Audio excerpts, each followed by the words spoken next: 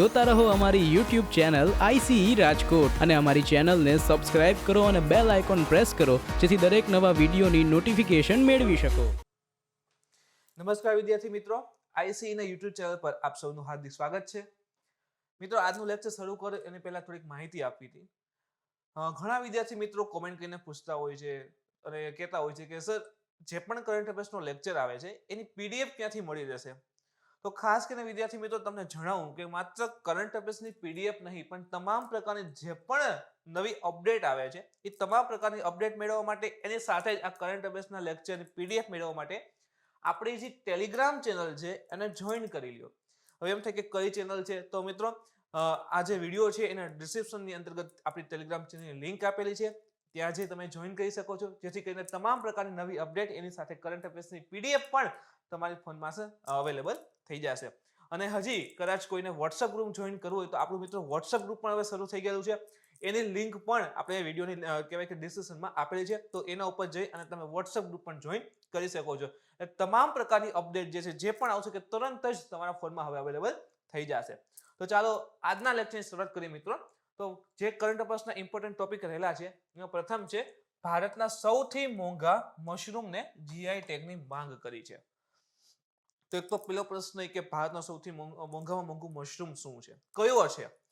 Second, કયા વિસ્તારમાં જોવા મળે છે? તો આ તમામ પ્રકારના અથવા તો આના સાથે હજી એક સંલગ્ન કરી શકાય, આ GI ટેગ શું છે, શું એનું મહત્વ છે, કેટલા વર્ષ માટે હોય છે, શું એને અપડેટ થાય કે રિન્યુ થાય કે નહીં, તો તમામ પ્રકારની આપણે માહિતી મેળવશું. સેકન્ડ છે પરાક્રમ દિવસ, આ સસ્પેન્ડ જ રહેશે. જ્યારે કરંટ અફેર્સમાં આપણે આગળ વધશું ત્યારે આ દિવસ શું છે, શા માટે સેલિબ્રેટ કરાશે, અથવા કોઈ દિવસને રિપ્લેસ કરેલ છે કે શું, એની માહિતી મળશે. એના પછીના બે ટોપિક પર ચર્ચા કરીશું મિત્રો. એમાં 47મી G7 સમિટ ઇમ્પોર્ટન્ટ રહેલી છે, કારણ કે તાજેતરમાં પ્રધાનમંત્રીને એની અંતર્ગત આમંત્રિત કરવામાં આવ્યા છે. અને એના પછીનો એક ઇમ્પોર્ટન્ટ એક ઇકોનોમીનો લઈને ટોપિક છે કે કે આકારની પુનઃપ્રાપ્તિ એટલે કે રિકવરી, ઇકોનોમિક રિકવરી કે આકારે થઈ રહી છે એવો એક રિપોર્ટમાં જણાવ્યું છે. તો જો ઓલરેડી આપણે અલગ અલગ V શેપ છે, W શેપ છે, L શેપ છે, J શેપ છે, તો આ પ્રકારની ઇકોનોમીની રિકવરી જે છે જોઈ ચૂક્યા છીએ, અને કે આકારની જે છે એ ફરી આવી છે. તો કે આકારની રિકવરી કયા પ્રકારે છે, શું ફાયદો છે, ગેરફાયદા છે, તો ખૂબ ઇમ્પોર્ટન્ટ છે. આ સમજો ખાસ, કારણ કે અહીં બે ભાગ પડી જાય છે. જો તો એક ભાગ છે એનો એ નીચે તરફ જાય છે અને એક ભાગ ઉપર તરફ જાય છે, તો કંઈક ને કંઈક ગેપ વધતા હશે, એ પ્રકારની વસ્તુ અહીંયા સમજવાની કોશિશ કરીશું આપણે. અને પછી આગળ વધીએ તો આપણે ભણશું ક્વિક કરંટ. એ પણ આ વખતે ઘણું ઇમ્પોર્ટન્ટ થઈ રહ્યું છે. ખાસ કરીને તમે જોશો કે ભાઈ ચાઇના એક અરુણાચલ પ્રદેશમાં ગામ બનાવ્યું છે, આ બધી વાત આપણે ક્વિક કરંટની અંદર પણ કરી લેશું. તો ચાલો મિત્રો, આપણો પહેલો ટોપિક રહેલો છે કે ભારતના સૌથી મોંઘા મશરૂમ ને GI ટેગની માંગ કરવામાં આવી છે. મશરૂમ જુઓ આ પ્રકારનું હોય છે. તો કયા રાજ્યમાં શું મશરૂમ છે જોઈએ, વાત કરીએ તો વિશ્વના સૌથી મોંઘા મશરૂમમાંથી એક જમ્મુ અને કાશ્મીર, જે આપણો કેન્દ્ર શાસિત પ્રદેશ રહેલો છે, એની અંદર ડોડા જિલ્લો છે. ડોડા એટલે ખાવાના નહીં, જિલ્લાનું નામ છે ડોડા. ડોડા જિલ્લો રહેલો છે, ત્યાં ઉગનારું એક મશરૂમ છે જેને માટે GI ટેગની જે છે માંગ કરવામાં આવી છે. તો યાદ રાખો, જમ્મુ અને કાશ્મીરનું એક મશરૂમ છે. એનું નામ પણ હું તમને જણાવીશ, પણ એટલું યાદ રાખો કે જમ્મુ અને કાશ્મીર જે આપણો કેન્દ્ર શાસિત પ્રદેશ છે ત્યાં ડોડા જિલ્લો આવેલો છે, જેની અંતર્ગત ત્યાંના જે કહેવાય કે થોડું ઘણું વન રહેલું છે, જંગલનો વિસ્તાર છે, લોકો ખેતી કરે છે. તો એ વિસ્તારની અંતર્ગત આ મશરૂમનું જે છે ઉત્પાદન થાય છે, મશરૂમ મળી આવે છે, અને એની કિંમત જે છે ખૂબ વધારે રહે છે. તો આને તાજેતરમાં GI ટેગ પ્રાપ્ત કરવા માટેની વાત જે છે, તો ડિમાન્ડ જે છે એ કરવામાં આવેલી છે. મુખ્ય મુદ્દા પર વાત કરીએ તો આ મશરૂમને સ્થાનિક રીતે જો એનું નામ આપેલું છે ગુચ્છી અથવા તો મોરેલ. ગુચ્છી અથવા તો મોરેલ કહેવામાં આવે છે. તો આ તમે જે ફોટો હતો ને, આ ગુચ્છી છે, અથવા તો એને મોરેલ પણ કહીએ છીએ આપણે. જો પૂછી શકે કે તાજેતરમાં ગુચ્છી મશરૂમ ચર્ચામાં છે, તો કયા કેન્દ્ર શાસિત સાથે સંબંધિત છે? તો યાદ રાખો, GI ટેગ પ્રાપ્ત કરવા માટે જમ્મુ કાશ્મીરનો જે વિસ્તાર રહેલો છે એની અંદર સાથે કંઈક ને કંઈક સંબંધિત રહેલું છે. તો ખાસ કરીને જમ્મુ કાશ્મીર અને ગુચ્છી મશરૂમ અથવા તો મોરેલ મશરૂમને યાદ રાખજો. અને તેની કિંમત અંદાજિત કેટલી છે? તો કે 20,000 કિલો પ્રતિ કેજી થી વધારે. 1 કિલોના 20,000 થી વધારે આટલી ભારે કિંમત રહેલી હોય તો એને જીઆઈ ટેગમાં સમાવેશ કરવા માટે અહીં જે ડિમાન્ડ જે છે એ ઉઠે જરૂરી છે. તે સ્થાનિક ખેડૂતો અને આદિવાસીઓ દ્વારા એકત્રિત કરવામાં આવતી એક વન ઉપજ છે. કીધું ને શરૂઆતમાં મેં તમને કે નજીકનું જે જંગલ રહેલું છે ત્યાં ખેતીવાડી રહેલી છે, તો એ જંગલના વિસ્તાર પર તો લોકો ત્યાં ખેતી પણ કરે છે. ત્યાં જે છે આ ગુચ્છી મશરૂમ જે છે એનું ઉત્પાદન મળી આવે છે, ઇનશોર્ટ કે ઉત્પાદન થાય છે અને એને વેચી અને ત્યાંના લોકો, સ્થાનિક ખેડૂતો અને આદિવાસીઓ જે છે એ સારી એવી ઇન્કમ કરે છે. એવું કહેવામાં આવે છે કે આ મશરૂમ જે છે એ ઔષધીય અને બળતરા વિરોધી, ઇનશોર્ટ કે કહેવાય કે ભાઈ ખાસ ઔષધીય ગુણ શરીર માટે જે છે ફાયદાકારક, એસિડિટી બધું થતું હોય છે તો એ વખતે એનો ખાસ યુઝ થઈ શકે છે. તો ઔષધીય ગુણ રહેલા છે અને જે બળતરા વિરોધી જે કહેવાય કે દવા તરીકે હોય તો એના પણ ગુણધર્મો એમાં રહેલા છે. તે સમશીતોષ્ણ જંગલોમાં જોવા મળે છે. સમશીતોષ્ણ જંગલ એટલે કેવું જંગલ હોય? જો શબ્દની સંધિ છૂટી પાડીએ, સમશીતોષ્ણ, તો શીતોષ્ણ એટલે શીત અને ઉષ્ણ, અને અહીંયા સમ, તો સમશીત અને સમઉષ્ણ, થોડુંક ગરમ થોડુંક ઠંડુ. તો આપણે જાણીએ છીએ કટિબંધ કે આ રીતે ઇક્વેટર વિષુવવૃત્ત હોય, પછી કર્કવૃત્ત આવે 23 23.5, પછી 23.5 મકરવૃત્ત આવે. તો કર્કવૃત્ત અને મકરવૃત્ત વચ્ચેનો ગાળો હોય એને ઉષ્ણ કટિબંધ કહેવાય. પછી ઉપર તરફ જઈએ 66.5 આવશે, દક્ષિણ તરફ પણ 66.5. તો કર્કવૃત્ત અને 66.5 ઉત્તર તથા મકરવૃત્ત અને 66.5 દક્ષિણ, આ જે ભાગ રહેલા છે આ બંને એને સમશીતોષ્ણ કહેવાય છે. સમશીતોષ્ણ કટિબંધ. તાપમાનના તફાવત હોય છે. અહીંયા સૌથી વધારે તાપમાન એટલે ઉષ્ણ, એના પછી થોડું ઠંડુ થોડું ગરમ, અને આ વિસ્તારમાં સૂર્યના સાવ ત્રાસા કિરણો પડે એટલે કેવો હોય તો કે શીત કટિબંધ કહેવાય છે. અહીં કેવા જંગલો કીધા છે? સમશીતોષ્ણ, એટલે કે આ વિસ્તારમાં જે જંગલો હોય, ઇવન જુઓ આપણું ભારત આ રીતે લખી દોરીએ તો એક્ઝેક્ટ સેન્ટરમાંથી જે કર્કવૃત્ત પસાર થાય છે, કર્કવૃત્તનો ઉપરનો જે ભાગ છે આ ભાગ આવશે, તો અહીં તો સમશીતોષ્ણ વિસ્તાર હશે. જુઓ અહીંયા ભારત આપણું રહેલું છે તો દક્ષિણ ભારત ઉષ્ણ કટિબંધમાં છે, પણ ઉત્તર ભારત ક્યાં છે તો કે સમશીતોષ્ણ કટિબંધમાં છે. તો જંગલોમાં ત્યાંના જે જંગલો રહેલા છે ત્યાં જોવા મળે છે.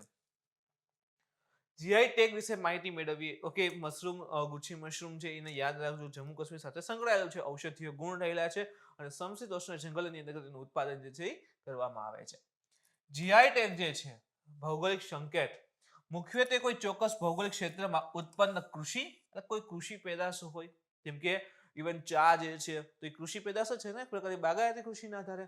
તો ઉત્પન્ન કોઈ કૃષિ હોય અથવા કુદરતી અથવા તો ઉત્પાદિત ઉત્પાદનો એટલે કે માનવ સર્જિત, કુદરતી અથવા તો કોઈ મનુષ્ય કે ઉત્પાદ કરતો હોય, જેમ કે જો ઘણી કલાઓ હોય છે તો એને જે છે હસ્તકલા અને ઔષધીય વસ્તુ હોય છે તો એને જીઆઈ ટેગ છે પ્રાપ્ત થતો હોય છે. ખાસ કરીને જે કૃષિ હોય, કૃષિકીય વસ્તુ હોય, જેમ કે પછી હળદર છે, જાણીએ છીએ ને, એ પણ તમિલનાડુ જે આંધ્રપ્રદેશ રહેલું છે વિસ્તારની હળદરને પણ જીઆઈ ટેગ પ્રાપ્ત છે.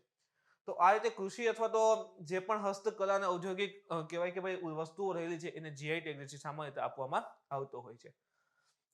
સામાન્ય રીતે આ ઉત્પાદનોના નામ ગુણવત્તા અને વિશિષ્ટતાની ખાતરી આપે છે.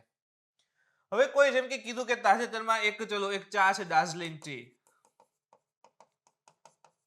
આને જીઆઈ ટેગ પ્રાપ્ત છે. એનો મતલબ શું થશે કે એની જે ગુણવત્તા છે અને એની જે વિશિષ્ટતા છે એની ખાતરી આપે છે કે દાર્જિલિંગ ટીની ક્વોલિટી ધી બેસ્ટ છે અને આની ડુપ્લિકેટ અવેલેબલ છે ને, એ પ્રકારની એક ખાતરી આપે છે, જે હકીકતમાં તેમના મૂળ સ્થાનને પણ પ્રતિબિંબ કરે છે. જેમ કે આપણે કે દાર્જિલિંગ ટીને જીઆઈ ટેગ પ્રાપ્ત છે અને આપણે લીધું દાર્જિલિંગ ટી, એનો મતલબ શું કે આ ખરેખર આ જીઆઈ ટેગ પ્રાપ્ત ટી છે. એનો મતલબ કે આપણે જે દાર્જિલિંગ ટી લીધી છે એ ખરેખર દાર્જિલિંગ વિસ્તાર જે છે વેસ્ટ બેંગાલનો, ત્યાંથી જ એનું ઉત્પાદન થયેલું છે. તો જે તે વિસ્તાર હોય એને પણ હાઇલાઇટ કરે છે. જેમ કે આ મશરૂમ કીધું જીઆઈ ટેગ જમ્મુ અને કાશ્મીર, તો બસ ખાલી એ વિસ્તારના ખેડૂતો માટે મર્યાદિત કરી દે છે, બાકી કોઈને પરમિટ હોતી નથી. તો જે તે સ્થાન સાથે પણ એ હાઇલાઇટ કરે છે, જ્યાં સ્થાન સાથે જોડાયેલ હોય એને પણ, જે જગ્યાને પણ હાઇલાઇટ કરે છે, પ્રતિબિંબિત કરે છે. સુરક્ષાની વાત કરીએ જીઆઈ ટેગની અંતર્ગત, તો એકવાર જીઆઈ સંરક્ષણ પ્રદાન થયા પછી સમાન ઉત્પાદનોને બજારમાં લાવવા માટે તેમના નામનો અન્ય ઉત્પાદન દ્વારા દુરુપયોગ કરી શકાતો નથી. જેમ કે કીધું એ મુજબ સમજીએ દાર્જિલિંગ ટી, તો જે દાર્જિલિંગની ખરેખર દાર્જિલિંગ ચા હશે, વેસ્ટ બેંગાલનો દાર્જિલિંગ વિસ્તાર છે ત્યાંની ચા હશે, એને જ ખાલી આ દાર્જિલિંગ ટીના નામે વેચી શકાય. બાકી કોઈ વિસ્તારની એઝ એ સપોઝ કે આસામની ચા હોય તો એમ ન કહે છે કે આ દાર્જિલિંગની ચા છે, પ્રતિબંધિત છે. જો લખેલું છે સમાન ઉત્પાદનોને એટલે કે ચા છે તો આસામની પણ ચા છે, સમાન ઉત્પાદનો બજારમાં લાવવા માટે તેમના નામનો અન્ય ઉત્પાદક દ્વારા દુરુપયોગ કરી શકાતો નથી. બીજા કોઈ પણ સ્ટેટના રાજ્ય કોઈ પણ સ્ટેટ અથવા તો કોઈ પણ કંપની હોય એ જેને જીઆઈ ટેગ પ્રાપ્ત છે એ નામનો ઉલ્લેખ કરી એ નામથી અન્ય ઉત્પાદ જે છે એ વેચી શકતી નથી. આ ટેગ ગ્રાહકો માટે ઉત્પાદનની ગુણવત્તા અને પ્રામાણિકતાની ખાતરી છે. એટલે તો કહે છે જેમ કે દાર્જિલિંગ ટી હોય તો ખાતરી છે કે ભાઈ ખરેખર દાર્જિલિંગ વિસ્તાર હશે એની જ આ ચા રહેલી છે એમ. ભૌગોલિક સંકેત ના નોંધાયેલા માલિક કોણ છે? એટલે કોણ જે હોય એનો કહેવાય ને માલિક હોય છે.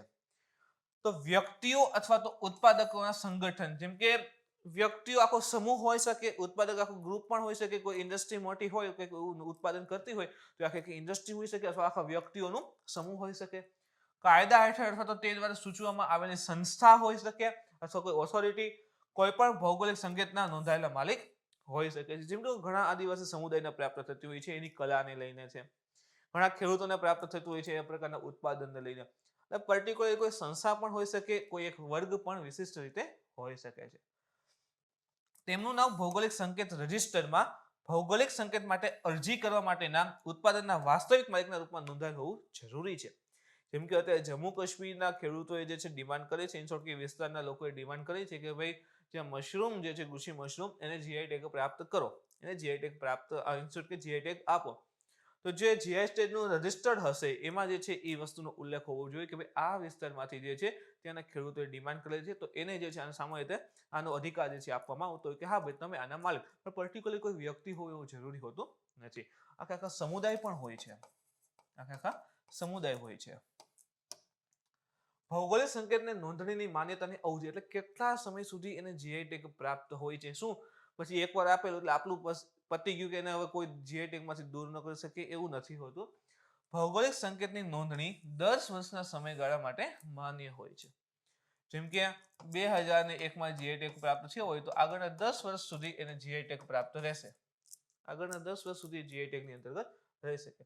હવે 10 વર્ષથી વધુના સમય પર એને નવીનીકરણ કરવામાં આવે. તો સપોઝ કે 10 વર્ષ પૂરા થઈ ગયા છે તો પછી એને પાછી રિન્યુ કરવું પડે. નવીનીકરણ એટલે કે રિન્યુ કરવું પડે. 18 વર્ષ શું થાય એનો જીઆઈ ટેગ ખતમ થઈ જાય. જેવા 10 વર્ષ પૂર્ણ થાય એટલે રિન્યુ થાય, જેવા 10 વર્ષ પૂરા થાય એટલે એને રિન્યુ કરવામાં આવતું હોય છે.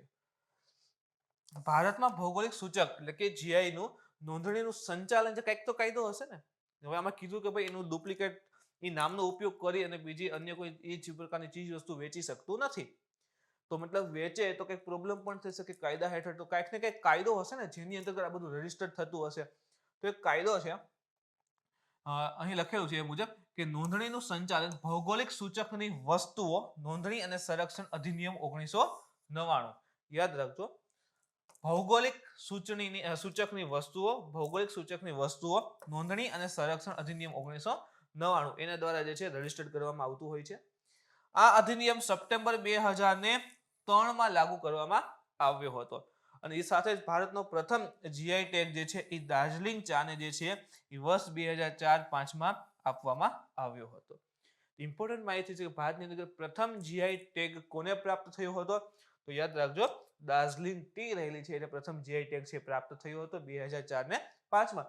જે એક્ટ જે છે એને 2003ની અંતર્ગત લેવામાં આવ્યો હતો. એના અંતર્ગત જે જીઆઈ ટેગની પ્રોસિજર છે થતી હોય છે. સેકન્ડ ઇમ્પોર્ટન્ટ મુદ્દો છે મિત્રો પરાક્રમ દિવસ. જોઈએ શા માટે કરંટમાં છે. ભારત સરકારે તાજેતરમાં જાહેરાત કરી કે નેતાજી સુભાષચંદ્ર બોઝની જન્મ જયંતિ પરાક્રમ દિવસ તરીકે ઉજવવામાં આવશે.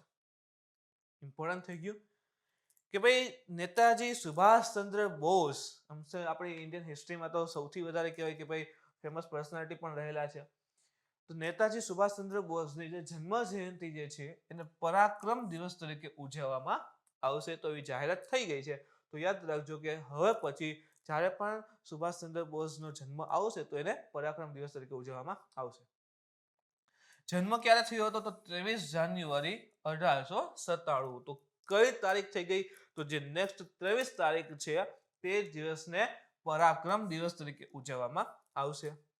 કેન્દ્ર સરકાર અને બંગાળ સરકારે આ 13મી જાન્યુઆરી જે આવે છે 2021 એના રોજ સુભાષચંદ્ર બોઝની 125મી કહેવાય કે જન્મ જયંતિ ઉજવવાની જે છે શરૂઆત કરી છે. ઇન શોર્ટ કે 125મી જન્મ જયંતિ ઉપર તો સુભાષચંદ્ર બોઝનો જન્મ જે છે 23મી જાન્યુઆરી થયો હતો.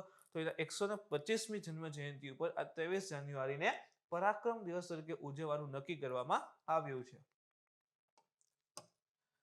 નેતાજી સુભાષચંદ્ર બોઝ ઉપર પણ આપણે હાઇલાઇટ થઈએ, માહિતી મેળવીએ. નેતાજી ભારતીય રાષ્ટ્રવાદી નેતા હતા. પહેલા તો ભારતીય રાષ્ટ્રવાદી નેતા હતા. જન્મ ક્યાં હતો? તો કે ઓડિશાના કટકમાં થયો હતો. દર્શન શાસ્ત્રમાં ડિગ્રી મેળવી અને પછી તેઓ ભારતીય સિવિલ સર્વિસ જે છે એમાં પસંદગી પામ્યા હતા. ઇન્ડિયન સિવિલ સર્વિસ આપણે કહીએ છીએ ICS, તો એને ક્રેક પણ કરી હતી, પાસ કરી હતી, પરંતુ તેઓ બ્રિટિશ સરકારની સેવા કરવા માંગતા ન હતા. એટલે શું કર્યું કે ભલે સિવિલ સર્વિસ ક્રેક કરી પણ છતાં અને જોબ નહોતી કરી, સર્વિસ આપેલી નહોતી. શું કામે? એ વખતે બ્રિટિશ ઇન્ડિયા હતું, તો બ્રિટિશરોની સેવા એ કરવા માંગતા હતા નહીં. એટલે કે એમાં જોડાવાનો એનો ઇનકાર કરી દો કે મારે ભલે મેં એક્ઝામ ક્રેક કરી પણ મારે જોડાવું નથી. નેતાજી જે છે એ 1921માં ભારતીય રાષ્ટ્રીય કોંગ્રેસમાં જોડાયા હતા. ઇમ્પોર્ટન્ટ છે, યાદ રાખજો. નેતાજી છે કઈ સાલની અંતર્ગત ભારતીય રાષ્ટ્રીય કોંગ્રેસમાં જોડાયા હતા? તો યાદ રાખજો 1921ની સાલમાં જોડાયા હતા. નેતાજીએ સ્વરાજ નામે એક અખબાર શરૂ કર્યું હતું. આ પ્રકારના પ્રશ્નો પૂછે છે કે ઇવન તમે જોયા પણ હશે ઓલ્ડ પેપરમાં કે ભાઈ કોઈ વ્યક્તિ હોય એને કયા પ્રકારના અખબાર, કયા અખબાર છે, ઇવન ભાષા પણ પૂછે છે કે કઈ ભાષામાં અખબાર જે છે શરૂ કરેલું હતું. તો નેતાજીએ જે છે એ સ્વરાજ નામે એક અખબાર જે છે એ શરૂ કર્યું હતું.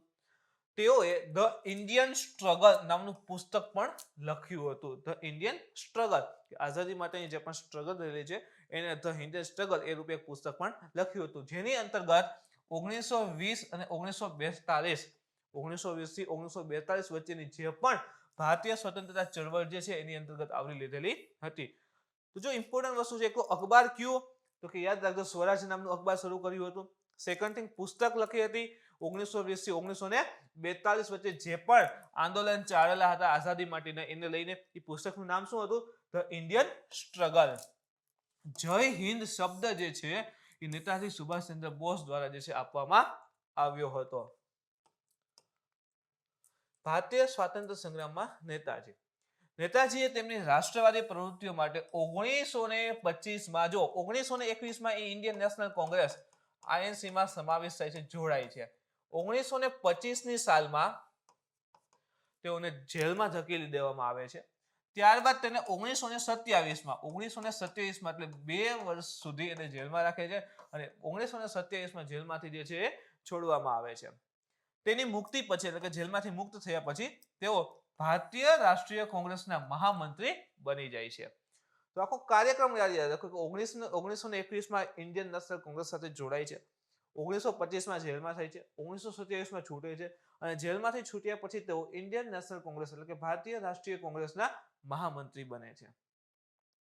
તેમને ભારતીય રાષ્ટ્રીય કોંગ્રેસના ભાગરૂપે 1939માં ઓલ ઇન્ડિયા ફોરવર્ડ બ્લોકની રચના કરી હતી. આખો ઇશ્યુ રહેલો છે કે ભાઈ ગાંધીજીના એક કહેવાય કે નેતૃત્વ કરતા હતા, ગાંધીજીના પક્ષ તરફ એક વ્યક્તિ ઉભા હતા અને સામે નેતાજી ઉભા હતા. તો બંને જે ઇન્ડિયન નેશનલ કોંગ્રેસ જે છે INC એનું ઇલેક્શન થાય છે, તેમાં નેતાજી સુભાષચંદ્ર બોઝની જીત થાય છે. તો એની અંતર્ગત આખો ઇશ્યુ રહેલો છે, આપણે સૌ જાણીએ છીએ. પણ એનાથી દૂર થઈ અધ્યક્ષ રહેલા નહોતા. INCના અધ્યક્ષ એને પસંદગીની ના પાડી હતી અને અલગ રૂપે અલગ થઈ અને 1939માં જે છે ઓલ ઇન્ડિયા ફોરવર્ડ બ્લોકની જે છે નેતાજીએ રચના કરી હતી. 1941માં નેતાજી જે છે એ અફઘાનિસ્તાન અને સોવિયત સંઘ એટલે કે USSR, જો 1991માં જે છે USSR નું વિઘટન થાય છે અને પછી અલગ અલગ દેશ બને છે. એમાં રશિયા છે. પહેલા રશિયાનો આખો સમૂહ હતો ને એને USSR તરીકે ઓળખવામાં આવતો, સોવિયત સંઘ. 1941માં નેતાજી જે છે એ અફઘાનિસ્તાન અને USSR ના માર્ગે જર્મની પહોંચે છે અને જર્મનીમાં તેઓ નેતાજી જે છે એ જર્મન નેતાઓ અને અન્ય ભારતીય વિદ્યાર્થીઓ જે રહેલા છે અને સાથે યુરોપિયન રાજકીય નેતાઓને મળે છે.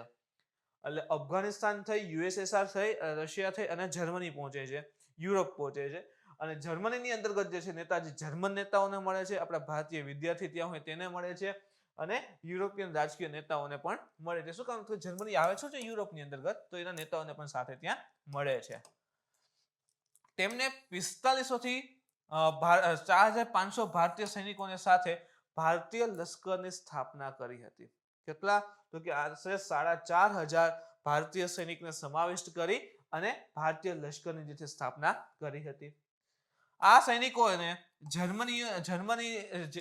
જર્મનીઓ દ્વારા ઉત્તર આફ્રિકાથી કેદ કરવામાં આવ્યા હતા. જે નોર્થ આફ્રિકા એટલે જે આફ્રિકા ખંડ રહેલો છે, આ રીતે આફ્રિકા નોર્થ આફ્રિકા રહેલું છે, ત્યાંથી જે છે કે ભાઈ કેદીઓને પકડવામાં ત્યાંથી જે છે લોકોને પકડવામાં આવ્યા હતા.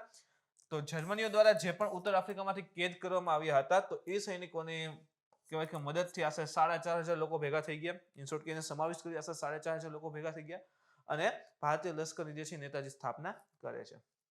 1943માં તે જાપાન માટે રવાના થઈ છે અને ત્યાં ઇન્ડિયન નેશનલ આર્મીને ફરીથી પુનર્જીવિત કરે છે. યાદ રાખો, 1943માં જાપાન માટે રવાના થાય છે અને ત્યાંથી ઇન્ડિયન નેશનલ આર્મી એને પુનર્જીવિત કરે છે. તો મિત્રો, આ એક નેતાજી ઉપર જે જન્મ કહેવાય કે ભાઈ બર્થ એનિવર્સરી આવી છે, તો જે દિવસ મનાવવાનો છે એના ઉપર એક વાત. એના પછી ઇમ્પોર્ટન્ટ ટોપિક રહ્યો છે આયરનો છે 47મી G7 સમિટ. 47મી 47 G7 summit.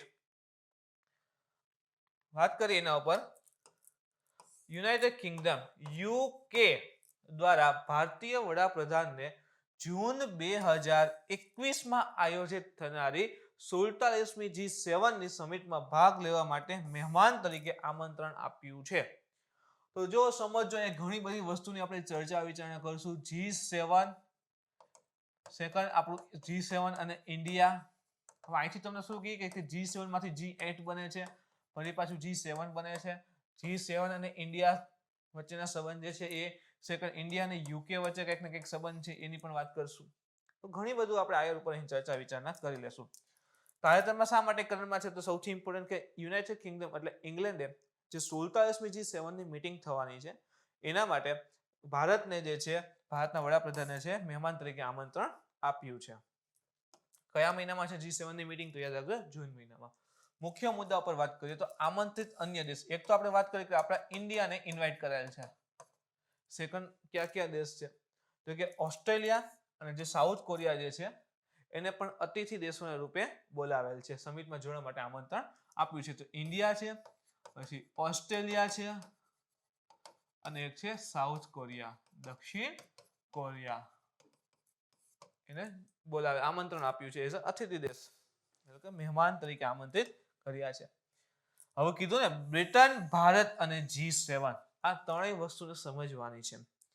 તો UK યુનાઇટેડ કિંગડમ ઇંગ્લેન્ડ જે છે એ પ્રથમ P5 પરમનન્ટ 5 અથવા તો એને N5 પણ કહેવાય છે. તો UN છે એની અંદર અલગ અલગ એના 6 ઓર્ગન રહેલા છે. સચિવાલય છે, ન્યાસ પરિષદ છે, તો એ મુજબ ટોટલ 6 ઓર્ગન રહેલા છે. એમાંનું એક ઓર્ગન છે, અંગ છે યુનાઇટેડ નેશન સિક્યુરિટી કાઉન્સિલ. તેમાં ટોટલ 15 સદસ્ય હોય, એમાંથી 5 પરમનન્ટ, 5 P કન્ટ્રી અથવા 5 N પણ કહેવાય છે અને બાકીના 10 નોન પરમનન્ટ કન્ટ્રી. અત્યારે ઇન્ડિયાનું 2 વર્ષ માટે સદસ્ય રહેલું છે. તો 5 પરમનન્ટ કન્ટ્રી છે, એમાં એક UK, ફ્રાન્સ, ચાઇના છે, રશિયા છે અને USA છે. તો આમાં એક UK સમાવેશ છે. તો UK જે છે પ્રથમ P5 એટલે કે સુરક્ષા પરિષદના 5 કાયમી સભ્ય દેશ છે એમાંનું છે કે જેને ભારત માટે UN સુરક્ષા પરિષદમાં કાયમી બેઠકનો ટેકો આપ્યો હતો. એટલે હવે આ શું થાય છે કે ઓલરેડી આપણું ઇન્ડિયા અત્યારે અહીંયા છે, નોન પરમનન્ટ કન્ટ્રીમાં મેમ્બર છે. ઓકે, નો હોય ને, ઇવન જો એવું તો નથી કે દર વર્ષે હોય જ, 2 વર્ષ માટેનો કાર્યકાળ હોય છે, ચાહે અહીંયા હોય કે પછી ખાલી UN નું એઝ અ સદસ્ય હોય. તો UK જે છે આ P5 માંથી પ્રથમ એવો દેશ છે, આ P5 માંથી પ્રથમ એવો દેશ છે જે ભારતની જે છે UNSC ની અંતર્ગત સ્થાયી સદસ્યની તરફેણમાં છે. પ્રથમ એને કહેવાય કે પહેલી વાર એને જે કીધું કે હા ભાઈ ઇન્ડિયાને પણ સમાવેશ કરવું જોઈએ. હવે આના એક્સટેન્ડ થવાના ઘણા બધા રીઝન છે કે ભાઈ આ ગઠન 1945માં થયું હતું UN નું, તો ત્યાર પછી એમાં છેલ્લે ચાઇના એડ થયું હતું 1990-17 ની આસપાસ, એના પછીમાં સુધારો થયો નથી. તો 50 વર્ષથી એમાં અંદાજે સુધારો નથી થયો. તો હવે 50 વર્ષ પછી આખી દુનિયા બદલી ગઈ છે, તો સુધારાની જરૂર છે. તો આ 5 પરમાનન્ટ કન્ટ્રીની સંખ્યા વધારવાની વાત હતી. તો એમાં આપણો ભારતનો પણ પક્ષ રહેલો હતો, જેમાં સૌથી પહેલા યુકે આવીને કીધું કે હા ભાઈ, કે હવે પરમાનન્ટ કન્ટ્રીમાં ભારતને પણ સમાવિષ્ટ કરવું જોઈએ. આપણી બેઠકને જે છે ટેકો આપ્યો હતો. 2005માં ભારતને G7 સમિટમાં આમંત્રિત આપનાર પ્રથમ G7 સભ્ય પણ દેશ છે. એક તો યુકે નું મહત્વ આપણે જોયું કે ભાઈ સૌથી પહેલા આપણને સપોર્ટ કર્યો બેઠક માટે. સેકન્ડ થિંગ, યુકે એ 2005ની સાલમાં જે G7 ની મીટિંગ હતી, બેઠક હતી, એમાં પ્રથમ વખત જે છે ઇન શોર્ટ કે પ્રથમ એવો દેશ હતો કે જેને આપણે ઇન્ડિયાને જે છે ઇન્વાઇટ કરેલા હતા. ઉદ્દેશ્ય ઉપર વાત કરીએ તો આ પરિષદનો ઉદ્દેશ્ય વિશ્વની અગ્રણી લોકશાહીઓને એક કરવા, જો ખાસ કરીને ટોપ 7 ઇકોનોમી રહેલી છે, G7 ગ્રુપ ઓફ 7 કન્ટ્રીઝ, તો વિશ્વની અગ્રણી લોકશાહીઓ અને એની સાથે યાદ રાખજો ટોપ 7 જે ઇકોનોમી રહેલી છે એને એક કરવા, એક મંચ ઉપર લેવામાં આવે છે. અને એની સાથે જ આ વખતે તો ખાસ ઇમ્પોર્ટન્ટ છે કે કોરોના વાયરસના રોગચાળા સામે લડવામાં મદદ કરવા માટે વધુ સમૃદ્ધ ભવિષ્ય બનાવવાનું ઉદ્દેશ્ય રહેલું છે. તો ખાસ કરીને જે ટોપ 7 ઇકોનોમી રહેલી છે એ બધી ભેગી થશે, ટોપ 7 લોકશાહી પણ એ છે, એ ભેગા થશે અને શું કહેશે કે ભાઈ કે આ રીતે હવે આ બધા કયા પ્રકારના પગલા લે જેથી આ જે રોગચાળાની બધું છે એ ધીરે ધીરે ઓછું થતું જાય, અને દેશ આ વિશ્વ માટે કયા પ્રકારના નિર્ણય લેવા જોઈએ જેથી આખા વિશ્વની ઇકોનોમી જે છે વધારે સ્ટ્રોંગ થાય. G7 ઉપર વાત કરીએ પર્ટિક્યુલરલી, તો એક ઇન્ટર ગવર્મેન્ટલ એટલે કે અંતર સરકારી સંસ્થા છે જેની સ્થાપના જે છે ને 1975માં કરવામાં આવી હતી. યાદ રાખજો. જો આ એક આખી ટાઈમલાઈન લખતો જાઉં છું મિત્રો. 1975માં જે છે એ G7 ગ્રુપ ઓફ 7 કન્ટ્રીઝની જે છે સ્થાપના જે છે કરવામાં આવી હતી. વૈશ્વિક આર્થિક શાસન, આંતરરાષ્ટ્રીય સુરક્ષા અને ઉર્જા નીતિ જેવા સામાન્ય હિતના મુદ્દાઓ પર ચર્ચા કરવા માટે સંસ્થાના સભ્ય દેશો વાર્ષિક બેઠક કરે છે. દર વર્ષે ભેગા થાય છે. કંઈક ને કંઈક એવા ઇમ્પોર્ટન્ટ મુદ્દા રહેલા હોય, જેમ કે રહ્યું છે આંતરરાષ્ટ્રીય સુરક્ષા, ઇન્ટરનેશનલ સિક્યોરિટી, દેશમાં વિશ્વમાં જે આતંકવાદીઓ ઘટના ઘટતી હોય છે એની રીતે કેવી રીતે કંટ્રોલમાં કરવી, આના સિવાય ઉર્જા પોલિસી, એના જે પોલિસી જે રહેલી હોય છે, જેમ કે જો ધીરે ધીરે જે છે જે કહેવાય કે ભાઈ પુનઃ પ્રાપ્ય એટલે કે સૂર્ય ઉર્જા છે, વિન્ડ એનર્જી જે છે, ભરતી ઉર્જા છે, તો જે પણ પુનઃ પ્રાપ્ય ઉર્જા સ્ત્રોત છે એનો ઉપયોગ કેવી રીતે વધારવા, એ પ્રકારની નીતિઓ ઉપર ચર્ચા વિચારણા કરવા માટે દર વર્ષે જે છે આ G7 ગ્રુપની જે મીટિંગ જે છે આયોજિત થતી હોય છે. G7 સંસ્થા પાસે કોઈ ઔપચારિક બંધારણ અને કાયમી મુખ્ય મથક નથી, એટલે યાદ ઓછું રાખવાનું કે આનું હેડક્વાર્ટર ક્યાં છે, કયા પ્રકારના નિયમ છે, એવું કઈ છે નહીં પરમાનન્ટ, એવું ફિક્સ નથી કે હેડક્વાર્ટર અહીંયા જ છે. વાર્ષિક સમિટ દરમિયાન લેવામાં આવતા નિર્ણયો સભ્ય દેશ માટે બિન બંધન કરતા છે. એટલે કે શું કે ધારો કે આ વખતે આ વર્ષે જે છે આ G7 ની મીટિંગ થાય છે, G7 દેશો ભેગા મળીને ચા પીવે છે, ચર્ચા વિચારણા કરે છે અને એવો નિર્ણય લે કે ચલો ભાઈ XYZ જે દેશ છે એ XYZ છે આતંકવાદ ફેલાવે છે, એના ઉપર શાસન લગાડવા છે. ઓકે, તો 6 દેશ ભેગા થઈ ગયા કે હા ભાઈ આવું કરવું છે, અને એક દેશ ના પાડે છે. એના પર ફરજિયાત નહીં કે 6 હા પાડી છે તારાથી હા પાડવી જ પડે, એવું નથી. બંધન કરતા નથી કોઈ પણ પ્રકારના જે પણ નિર્ણય આવે. ઓકે, કન્ટ્રી એની સાથે હોય, કન્ટ્રી માને, દેશ માને કે હા ભાઈ આવું હોવું જોઈએ, તો એ માની શકે છે, અથવા જે છે એનું જરૂર નથી કે એના ઉપર ફોર્સફુલી જે છે એ એપ્લાય કરવામાં આવે. જે પણ નિર્ણય લેવામાં આવતો હોય ફરજિયાત નથી એના દેશો માટે કે એને માનવો જ. સભ્ય દેશ કોણ છે? તો G7 એક ઔદ્યોગિક રીતે વિકસિત લોકશાહી દેશો, એટલે કે ખાસ કરીને 7 કન્ટ્રીઝ છે, France, Germany, Italy, UK, Japan, USA અને કેનેડા. તો ખાસ યાદ રાખો, ફ્રાન્સ છે, પછી એક જર્મની છે, ફ્રાન્સ, જર્મની, ઇટલી છે, ચાની કિટલી નથી, ઇટલી છે, યુનાઇટેડ કિંગડમ એટલે કે ઇંગ્લેન્ડ છે, આના સિવાય જાપાન પણ છે, જુઓ જાપાન છે, USA છે અને કેનેડા છે.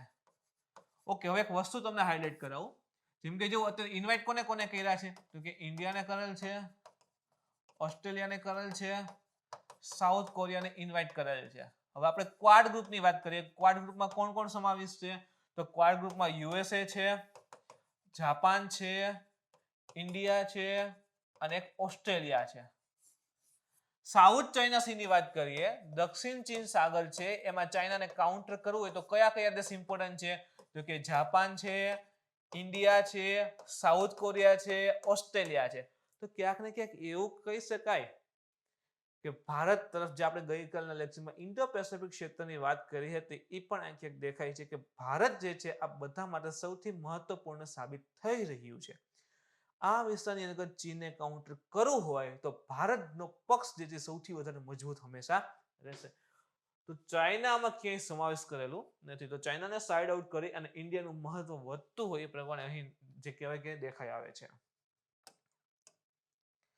1997માં રશિયા આ જૂથમાં જોડાયું. જો 75માં G7, પછી કઈ સાલમાં? તો 1997 ની અંતર્ગત. તો 1997માં એક દેશ એડ થાય છે, એનું નામ શું છે? રશિયા. તો 97માં એક નવો દેશ આવ્યો, 7 હતા એક નવો આવ્યો, તો શું થઈ ગયું? તો કે G8. તો 1997 પછી કહેવાય કે ભાઈ આખું ગ્રુપ હતું એ G8 તરીકે ઓળખાતું હતું. 2014ની સાલમાં ક્રિમિયાનો વિવાદ આવ્યો, જેના પછી રશિયાને છે આ જૂથમાંથી દૂર કરાય છે. તો 2014 સુધી આ G8 હતો, G7 હતો. 2014 સુધી G8 હતું. ક્રિમિયા વિવાદ આવે છે, ક્રિમિયા છીનવવાની વાત આવે છે, યુદ્ધ હતું. તો એને દૂર, આ વિવાદને લઈને રશિયા જે રહેલું છે, રશિયાને જે છે એ G8 માંથી દૂર કરવામાં આવે છે. કન્ટ્રી દૂર થઈ જાય છે, રશિયાને કાઢી મૂકે છે. તો ફરી પાછા કેટલા થઈ જાય છે? G7. તાજેતરમાં કેટલા છે? તો કે G7 રહેલા છે અને ફરી જે છે G7 તરીકે ઓળખાવા લાગ્યું છે. સમિટની વાત કરીએ, દર વર્ષે G7 સમિટનું આયોજન કરવામાં આવે છે. કીધું કે દર વર્ષે જે છે ફિક્સ નથી કે હેડક્વાર્ટર છે ત્યાં જ ભેગું થવું, કોઈ એક જગ્યાએ જે છે મીટિંગનું આયોજન કરવામાં આવે છે અને સમૂહના સભ્યો દ્વારા પરિષદનું આયોજન પરિભ્રમણ એટલે કે રોટેશનના આધારે કરવામાં આવે છે કે લીડ કોણ કરશે. એમ સમૂહના સભ્યો દ્વારા જે પરિષદનું આયોજન છે એ પરિભ્રમણ એટલે રોટેશન, 7 દેશ છે તો 7 જે છે એક પછી એક વાર જે છે આ સમિટને લીડ કરશે. તો એ મુજબ જે છે આનું આયોજન કરવામાં આવે છે. સમિટમાં ચર્ચાનો વિષય અને ત્યારબાદની બેઠકો સહિત લગભગ તમામ બાબતો ઉપર શેરપા દ્વારા સંભાળવામાં આવે છે. જે પણ ચર્ચા વિચારણા થાય છે, તમામ ચર્ચાનો વિષય અને ત્યારબાદની બેઠક સહિત લગભગ તમામ બાબતો જે છે એ શેરપા દ્વારા સંભાળવામાં આવતી હોય છે. શેરપા કોણ? એ કોણ વ્યક્તિ છે? તો શેરપા પર્ટિક્યુલરલી કોઈ વ્યક્તિને એવું કહેવાતું એવું નથી. શેરપા કોને કહેવાય? તો કે સામાન્ય રીતે સંમેલનમાં ભાગ લેતા જે પણ મંત્રીઓ હોય, ઇન શોર્ટ કે જે પણ નેતાઓ હોય, તો એના રાજદ્વારી કાર્યક્રમના સભ્યો જે રહેલા હોય એને શેરપા કહે છે. જેમ કે આપણે અહીંથી પ્રધાનમંત્રી નરેન્દ્ર મોદી સાહેબ જે છે એ સમિટમાં આયોજન લેવા કહેવાય કે ભાગ લેવા જાય છે. ખરેખર તમે જુઓ તો ભારત તો એનું સદસ્ય નથી એટલે ભારતને કઈ લેવા દેવા નહીં, પણ ધારો કે યુએસએ ના પ્રેસિડેન્ટ જે છે, યુએસએ લઈએ, એને તાજેતરમાં શપથવિધિ પણ કમ્પ્લીટ થયેલી છે. તો યુએસએ ના પ્રેસિડેન્ટ જે છે એ G7 માં ભાગ લેવા જાય છે. ઓકે, બેઠક થાય છે, ચર્ચા વિચારણા કરે છે. જો બિડેન અહીં બેસીને કે છે કે આ પ્રકારનું આમ હોવું જોઈએ ચર્ચા વિચારણા. ઓકે, અંતિમ નિર્ણયની બધું છેલ્લે જે છે કે ભાઈ આવું નક્કી કર્યું છે, તો બધું લખાણનું કાર્ય અથવા તો ખાસ કરીને ચર્ચાનો વિષય અને એની બેઠક સહિત જે પણ તમામ વસ્તુઓ રહેલી છે કે ભાઈ આ બેઠક થવાની છે, એમાં ખાસ કરીને કયા મુદ્દા ઉપર ચર્ચા કરવી.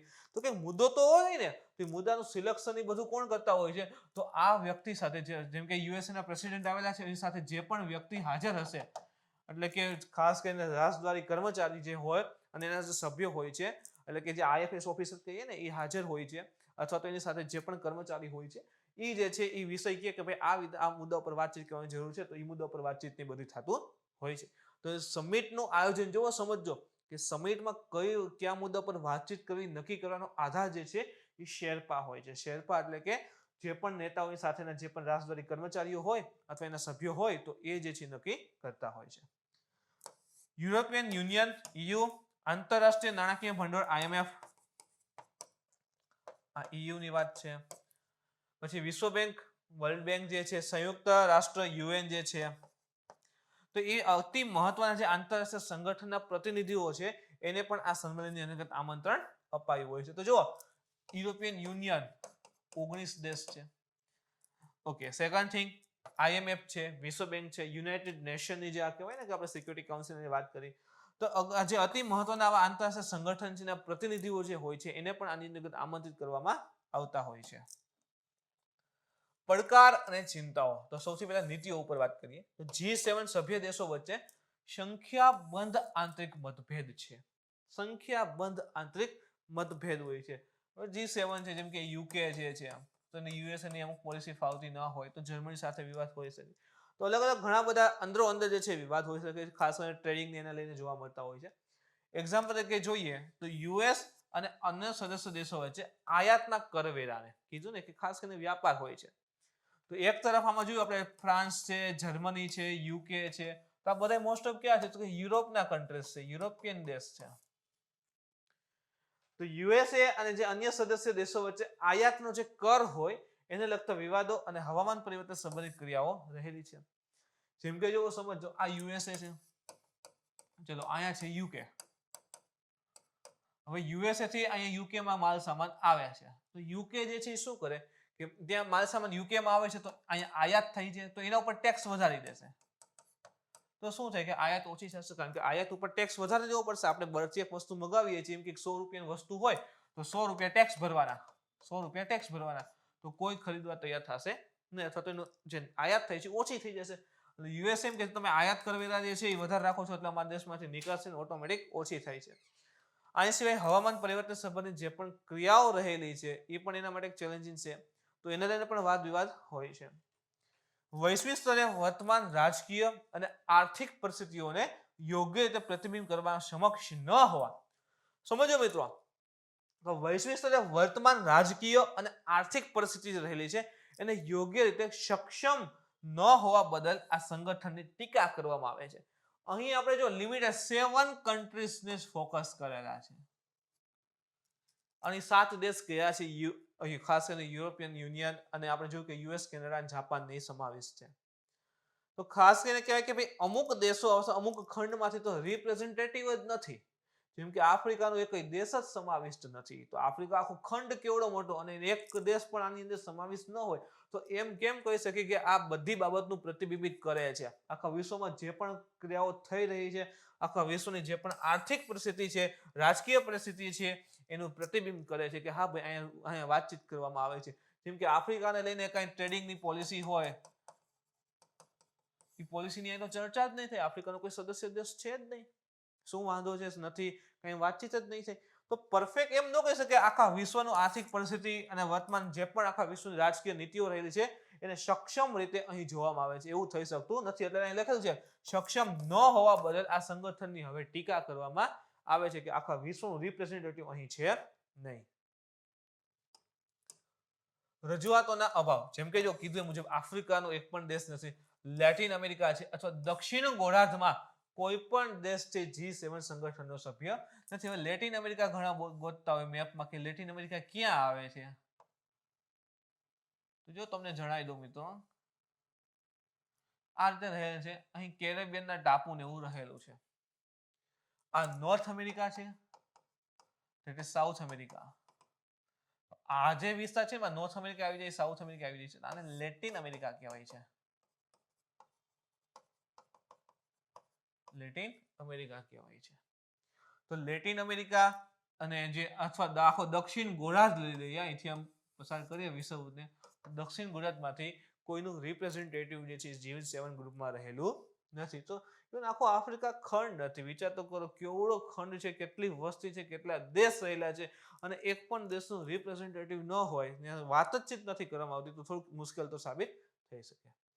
આ આંતર સરકાર એટલે કે ઇન્ટર ગવર્મેન્ટ સંસ્થાને ભારત અને બ્રાઝિલ વગેરે વિશ્વની અન્ય ઝડપથી ઉભરતી અર્થવ્યવસ્થાને પડકારોનો સામનો કરવો પડી રહ્યો છે.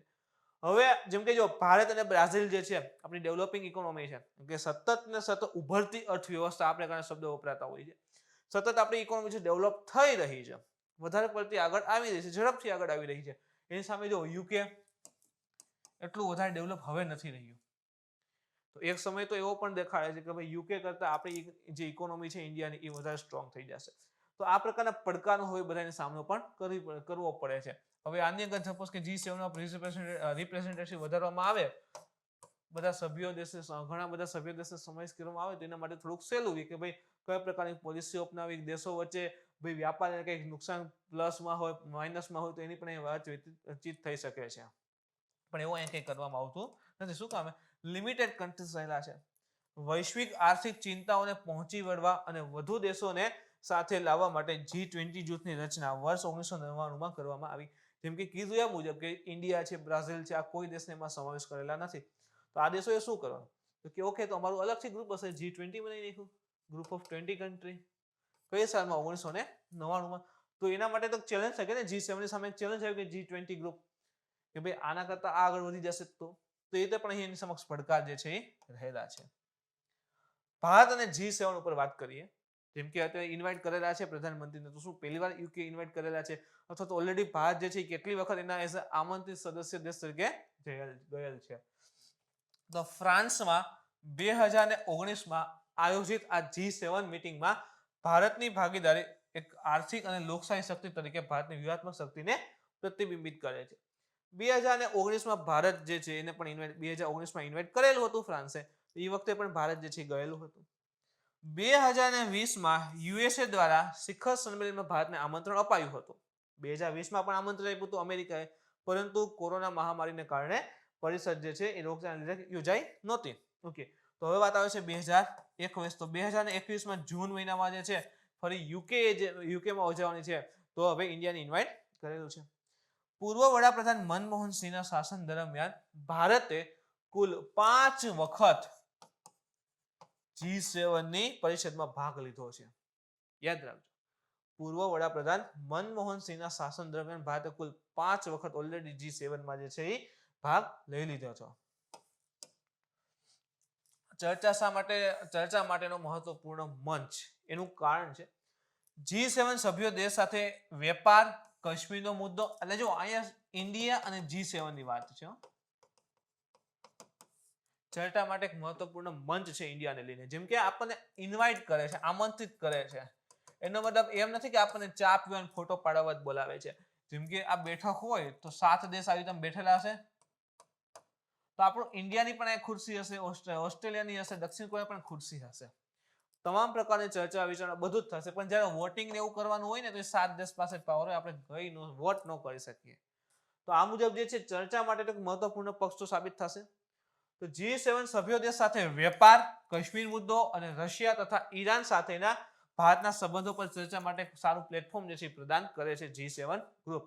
કે ભાઈ 7 દેશ જે રહેલા છે, ટોપ 7 ઇકોનોમી રહેલી છે, એની સાથે વ્યાપાર થાય છે, એના પર વાતચીત કરવી હોય, કાશ્મીર મુદ્દાને સોલ્વ કરવા માટેની વાતચીત કરવી હોય તો જરૂરી નથી કે કરી શકીએ, કરવી હોય તો, અથવા તો રશિયા અને ઈરાન સાથેના સંબંધ ઉપર, કારણ કે જો રશિયામાં સમાવેશ નથી અને ઈરાન અને અમેરિકાને થોડુંક ઓછું પડે આખું પોલિસી રહેલી છે, તો આના સંબંધો સાથે ભારતની નીતિ કયા પ્રકારની છે અથવા નથી એના ઉપર વાતચીત કરવી હોય તો એના માટે સારામાં સારું એક પ્લેટફોર્મ જે છે સાબિત થઈ શકે છે. ભારત માટે G7 ની અસર ઉપર વાત કરીએ તો UN સુરક્ષા પરિષદ એટલે કે United nation security council, BRICS, G20 વગેરે આંતરરાષ્ટ્રીય સંગઠનમાં ભાગીદારી સાથે વિવિધ આંતરરાષ્ટ્રીય મંચ દ્વારા વધુ સારી વૈશ્વિક વ્યવસ્થા જે છે એ ભારત માટે મહત્વની ભૂમિકા ભજવી શકે છે. G7 જેવા દેશોમાં જો આપણને ઇન્વાઇટ કરવામાં આવે છે, આની સાથે ભારત જે છે ભાગ લે છે, અને આની સાથે ભારત જે છે અન્ય ગ્રુપ જેમ કે G20 છે, બ્રિક્સ છે, યુનાઇટેડ નેશન સિક્યુરિટી કાઉન્સિલ, ભલે ભારત એમાં સ્થાયી સદસ્ય નથી પણ અત્યારે તો અસ્થાયી સદસ્યના રૂપમાં દિવસ માટે છે, તો આ પ્રકારના ગ્રુપની અંતર્ગત ભારતની જે પહોંચ જે છે, ભારતની જે સ્થિતિ જે છે વધારે મજબૂત એના માટે આપણા માટે ફાયદારૂપ સાબિત થઈ શકે છે. એના પછી વાત કરીએ મિત્રો કે આકારની આર્થિક પુનઃપ્રાપ્તિ એટલે કે ઇકોનોમિક રિકવરી. હવે તો પહેલા તો આ વસ્તુ શા માટે આવી? ઇકોનોમિક રિકવરી, આ તે વોટેવા. COVID-19 ની મહામારીને કારણે લોકડાઉન ને બધું થયું હતું. ઇવન ત્યારથી તમે જુઓ કે ભાઈ જે કંપનીઓ જે છે અથવા ઘણા બધા લોકો છે મૂળ વતનમાં પાછા ફરી ગયા, કંપની બંધ રહી હતી, તો જે અર્થવ્યવસ્થા છે, દેશનું અર્થવ્યવસ્થા છે, દેશનું લોહી કહેવાય, તો અર્થવ્યવસ્થા જે છે એ પડી ભાંગી હતી, ધીમી પડી ગઈ હતી, અને ફરી જે છે દેશની અર્થવ્યવસ્થા ઇકોનોમી જે છે પાટા ઉપર આવી રહી છે, ફરી આગળ વધી રહી છે. તો કયા શેપમાં આગળ વધે છે, તો શું આ મહામારીને કારણે કઈ ફેરફાર થયા છે કે શું, અથવા તો રિકવરી થાય છે તો કયા આકારે થાય છે, કેટલી ઝડપથી થાય છે, ધીમે ધીમે થશે, કઈ નવી વાત આવશે રિકવરીમાં, તો તમામ પ્રકારની ચર્ચા જે ઇમ્પોર્ટન્ટ બની જાય છે. જે ઇકોનોમી રિકવર થઈ રહી છે અત્યારે કયા શેપમાં થાય છે, ફરી કે આકાર. તમે જુઓ આ રીતે અહીં એક કે આકાર જે છે એ જણાઈ રહ્યો છે, એક આ રીતે છે. ઓકે, એક ભાગ ઉપર જાય છે અને એક ભાગ છે નીચે આવે છે, તો કે શેપમાં જે છે એ ઇકોનોમિક રિકવરી અત્યારે થઈ રહી છે. વાત કરીએ તો શું કે શેપની રિકવરી હોય છે, શું ફાયદા છે, શું ગેરફાયદા છે. તાજેતરમાં નોમુરા ઇન્ડિયા નોર્મલાઇઝેશન ઇન્ડેક્સ, નામ છે નોમુરા ઇન્ડિયા નોર્મલાઇઝેશન ઇન્ડેક્સ ના તાજેતરના અધ્યયનમાં, એટલે કે જે નોમુરા ઇન્ડિયા નોર્મલાઇઝેશન ઇન્ડેક્સ છે એને નીની કહેવાય છે, નીની. નીનીએ શું કર્યું, અભ્યાસ કર્યો અને એમાં ભારતીય અર્થતંત્ર ઉપર COVID-19 અને કે આકારની જે ઇકોનોમિક રિકવરી છે એના પ્રભાવ વિશે આંકડા જે છે રજૂ કર્યા હતા. કીધું મુજબ કે ભાઈ કોરોનાને કારણે જે ઇકોનોમી આખી કહેવાય કે તૂટી ફૂટી ગઈ અથવા તો પાટા ઉપરથી નીચે ઉતરી ગઈ હતી, તો ધીરે ધીરે પાટા ઉપર ચડી રહી છે, તો કયા શેપમાં આગળ વધી રહી છે એના ઉપર આખો અભ્યાસ જે છે એને રજૂ કર્યો. Nomura services India private limited એક ગ્રાહક સેવા પ્રદાતા કંપની છે. વાત કરીએ ને નીની ગ્રાહક સેવા પ્રદાન કરતી એક કંપની છે, લોકો માટે કાર્ય કરતી એક કંપની રહેલી છે. અભ્યાસના તારણોના મુખ્ય મુદ્દાઓ, નીનીએ અત્યારે અભ્યાસ કર્યો છે તો કંઈક ને કંઈક તારણ આવ્યું હશે કે અભ્યાસના આધારે શું સાબિત થાય છે, તો એ આપણા માટે ઇમ્પોર્ટન્ટ છે કે પરિવારો ઉપર COVID-19 ની અસર બધાને ખબર છે, પણ છતાં પણ થોડું ઘણું જોઈ લઈએ, કંઈક નવીન તમને જરૂરથી મળશે. પિરામિડની ટોચ પરના પરિવારોમાં લોકડાઉન દરમિયાન આવકનો મોટો જથ્થો બચાવવામાં આવ્યો છે. સૌ જાણીએ છીએ લોકડાઉન કેટલું રહેશે, કેટલા સમય સુધી રહેશે, કોરોના ક્યારે જશે, કાંઈ અંદાજ હોતો નથી. નવો ફેસ વરી આવી જાય, ભગવાન કરે નો જ આવે, પણ કાંઈ નક્કી હોતું નથી. તો આવકનો મોટો જથ્થો બચાવવામાં આવ્યો છે. સેવિંગ ઓટોમેટિક ખર્ચાને બધું કંટ્રોલમાં આવી ગયું હતું અને સેવિંગ જે છે વધારવામાં આવી રહી હતી. બચત દરમાં જે છે વધારો થયો હતો, તેમજ ભવિષ્યની જરૂરિયાતોને પહોંચી વળવા પૈસા અને માલનો સંગ્રહ પણ કરવામાં આવતો હતો. તો ખાસ કરીને તમને યાદ આવી જશે કે ભાઈ અમુક સમય જેમ કે 9 વાગ્યા 2 કલાક જે છે દુકાન ખુલી રહેવાની છે, તો ઉમટી પડતા લોકો બટેટા પડીકા મેગી બધું લેવા માટે. યાદ કરો, એમાં આપણે કદાચ સમાવિષ્ટ હોય જ. તો ભવિષ્યની જરૂરિયાત પહોંચી વળવા માટે પૈસા અને માલનો પણ સંગ્રહ કરવામાં આવતો, અને નેચરલ પ્રોસેસ છે કે ભાઈ આવી મહામારી છે તો આ દરમિયાન લોકડાઉન દરમિયાન જે છે આ પ્રકારની પરિવર્તનની સ્થિતિ રહેલી છે એ નોર્મલ વસ્તુ છે. આ મકાનોમાં એટલે કે પિરામિડની ટોચમાં રહેલા છે એ લોકોની નોકરી અને આવક કાયમી ધોરણે પ્રભાવિત થવાની સંભાવના છે. જેમ કે જો પિરામિડની ટોચ એટલે શું હશે કે ભાઈ ત્યાંથી ધીરે ધીરે છીન આગળ વધતું હોય છે. તો ભાઈ આખો જે એક વર્ગ રહેલો છે જે ડેઈલી ટુ ડેઈલી કહેવાય ને કે ઇન્કમ અને ગુજારણ કરતું હોય છે, અથવા સામાન્ય આપણે જે મધ્યમ વર્ગની પરિવારની વાત કરીએ અહીં એની વાત કરેલી છે. ઓકે, તો શું થાય છે કે ભાઈ એની લોકોની નોકરી અને આવક જે છે કાયમી ધોરણે જે છે પ્રભાવિત થવાની સંભાવના છે. કાયમી ધોરણે એટલે કે લાંબા ગાળા સુધી એની નોકરી રહેલી છે, એની જે પરિવારની આવક હોય છે એને પ્રભાવિત થવાની સંભાવના જે છે અહીં દેખાયેલી છે, ઇવન દેખાય પણ છે. વર્તમાન નાણાકીય નીતિની અસર, એક આપણે જો અભ્યાસ કર્યો છે એને, તો અભ્યાસમાં તારણમાં શું આવ્યું, એક તો COVID-19 ની અસરના લીધે આપણે જોયું કે ભાઈ જે પણ લોકોની નોકરી રહેલી છે, આવક જે છે એ કાયમી ધોરણે પ્રભાવિત થઈ છે, કે પહેલા જેટલી સરળ નોકરી હતી, સહેલું હતું, હવે એટલું રહ્યું નથી. ઇવન ઘણી બધી નોકરીઓ પ્રભાવિત થઈ ગઈ છે. જેમ કે જો જ્યારે કોરોનાની સ્થિતિની હતું તેમાં શું હતું, વર્ક ફ્રોમ હોમ ચાલુ થઈ ગયું હતું, ઘરે રહીને કામ કરવાનું. તો ઘરે રહીને કામ થઈ શકે એ પ્રકારની જે પણ ઇન્ડસ્ટ્રીઓ હતી એ અત્યારે ટોપમાં આવી ગઈ છે, ખૂબ ચાલી ગયું. પણ એની સામે જે ફરજિયાત, જેમ કે મશીનરીની વિભાગ હોય તો ત્યાં કઈ ઘરે બેસીને મશીન તો ન આંકી શકી, તો ફરજિયાત છે ઇન્ડસ્ટ્રીમાં જવું પડે. તો ઘણી બધી આવી ઇન્ડસ્ટ્રી જે છે પહેલાની સાપેક્ષમાં કેવી ગઈ, નીચે આવી ગઈ. તો જે પણ લોકો આ પ્રકાર સાથે જોડાયા છે કે ભાઈ ત્યાં વર્ક ફ્રોમ હોમ નથી થઈ શકતું, તો એને શું, તો એના જે પણ નોકરી છે એની આવક જે છે એ કાયમી ધોરણ ઉપર પ્રભાવિત થશે. કારણ કે જ્યાં સુધી એકદમ પહેલા જેવું રેગ્યુલર ન થાય ત્યાં સુધી એના પ્રોબ્લેમ તો રહેવાની છે. ખાલી લોકડાઉન અનલોક કર્યાથી પણ ખાલી રહેતું ફાયદો થાય એવું જરૂરી હોતું નથી. તો જુઓ, જે પણ કહેવાય કે ભાઈ વર્ક ફ્રોમ હોમ શરૂ થયું હતું, તો જે પણ કાર્ય આ ઘરે બેસીને થઈ શકે છે એ કંપનીઓ જે છે એ કોરોનાના કાળમાં પણ ચાલુ રહી અને ખૂબ આગળ વધી ગઈ. જ્યારે ઘણી બધી ઇન્ડસ્ટ્રી જેમ કે મશીનની ઇન્ડસ્ટ્રી હોય તો ઘરે બેસીને ન ચાલે. તો એ પ્રકારની ઇન્ડસ્ટ્રીઓ શું થઈ ગઈ તો ઠપ થઈ ગઈ છે અને પાછું એને પાટા ઉપર લાવવા માટે વાર લાગે. તો આ પ્રકારની ઇન્ડસ્ટ્રી સાથે જે પણ નોકરીઓ જોડાયેલા છે, જે પણ લોકો જોડાયેલા છે, તો એની નોકરી અને એની આવક બંને કહેવાય કે કોરોનાના કારણે લાંબા સમય સુધી ઇફેક્ટેડ રહેશે. વર્તમાન નાણાકીય નીતિઓની અસર કંઈક ને કંઈક આવી છે. જેમ કે જોઈએ તો લાંબા સમયથી ચાલતી ઓવર એડજસ્ટ નાણાકીય નીતિ. ઓવર એડજસ્ટ એક પ્રકારની નાણાકીય નીતિ છે. એના કારણે શું થાય છે કે વાસ્તવિક ઉધાર દરમાં ઘટાડો થયો છે. વાસ્તવિક ઉધાર દર જે છે એમાં ઘટાડો થયો અને આખરે વ્યાજ સંવેદનશીલ ક્ષેત્રો માટે રાહતનું કામ કરશે. એક આ સારું કહેવાય. જેમ કે જો ઉધારનો દર જે છે એ ઘટી ગયો. ઇન શોર્ટ એવું સમજો કે લોનની ટકાવારી સસ્તી થઈ. પેલા જે છે એ હોમ લોન જે છે એ ધારો કે 10% મળતી હોય અને હવે એમ કે છે કે હોમ લોનના ભાઈ 6% છે. તો ઓટોમેટિક લોન કેટલી છે? સસ્તી થઈ. તો લોકો લોન લેશે એટલે શું? પૈસા ઇન્વેસ્ટ થશે તો ધીરે ધીરે એક્સપાન્શન થઈ રહ્યું છે. એ પ્રકારે કહી શકાય. અહીંયા આપણે હોમ લોન ને પરંતુ આર્થિક ક્ષેત્ર લેવાનું છે. પૈસા જે છે કંપનીમાં એમાં રોકાતા હોય છે. એટલે શું થાય કે અહીં જો ઓવર એડજસ્ટ નાણાકીય નીતિની અસર શું છે એ સમજાઈ જશે તમને. જેમ કે જો એક એબીસી નામની ઇન્ડસ્ટ્રીઝ છે. હવે ઇન્ડસ્ટ્રી જે છે એમ કે છે કે મારે ઇન્ડસ્ટ્રીનો ફેલાવો કરવો છે, નવા મશીને લેવું છે, તો મને લોન આપો, ઉધાર આપો. ઉધાર કેવા? તો કે ઉધાર દર શું થયો છે? ઘટી ગયો છે, સસ્તામાં આપશે. તો એબીસી ઇન્ડસ્ટ્રી જે છે એને પેલા ધારો કે એક મશીન લેવું હોય, એની લોન લે છે તો એમ કે એમાં 10% લોન ઉપર વ્યાજ રહેલ છે. ઓકે, હવે એક મશીન લેવું છે અને હવે શું કે છે કે ભાઈ ઉધારનો દર ઘટી ગયો છે. ઓકે, તો હવે ધારો કે એને કીધે 5% જ છે. તો હવે શું થશે? આ એમ વિચારશે કે 10% પેલા એક આવતું, તો હવે 10% કેટલા મશીન આવી જાય? તો કે 2 આવી જાય. તો લઈ લ્યો ને 10% 2, આટલું સસ્તું રોજ ન મળે. તો શું થશે કે ઉધારનો દર ઘટ્યો એમ વ્યાજ સંવેદનશીલ ક્ષેત્રમાં માટે શું કે રાહતનું કાર્ય થયું કે જે પણ વ્યાજ ઉપર ડિપેન્ડેન્ટ એરિયા હતા, તો જે પણ વસ્તુ ખરીદવામાં ને બધું આવતી હતી એ કેવી થઈ ગઈ? રાહત દરે. ઇન શોર્ટ કે એમાં ફાયદો થવા માંડ્યો. તો પૈસા જે છે એમાં શું થશે? રોકાશે. ઓકે, આર્થિક પ્રસાર એ મૂડી રોકાણ પર આવક ઉત્પન્ન કરવાની કંપનીની ક્ષમતાનું એક માપન છે. જેમ કે કીધું એમ મુજબ કે અહીં શું કરે છે કંપની? શું કરે છે? પ્રકારની મૂડી રોકે છે કે નહીં? પૈસા તો રોકે છે ને કંપની, લોન લે છે પણ એક પ્રકારના એને તો ચૂકવવાનું છે એટલે પૈસા તો રોકે છે અને એનાથી શું થશે કે આવક ઉત્પન્ન કરશે. તો એક પ્રકારની કંપનીની શું ક્ષમતા માપે છે. કંપનીની ક્ષમતા માપે છે કે આ પ્રકારની કન્ડિશનની અંતર્ગત પર કંપની જે છે ટકી જાય છે. ઓકે, લોન સસ્તા દરે આપવા માંડ્યા તો ઘણી બધી કંપનીઓ લોન લેશે, ઇન્વેસ્ટ કરશે. પૈસા કઈ પાસે ન રાખે ખીચામાં. ઓકે, ભરીને રાખી દો, જરૂર પડશે વાપરશું.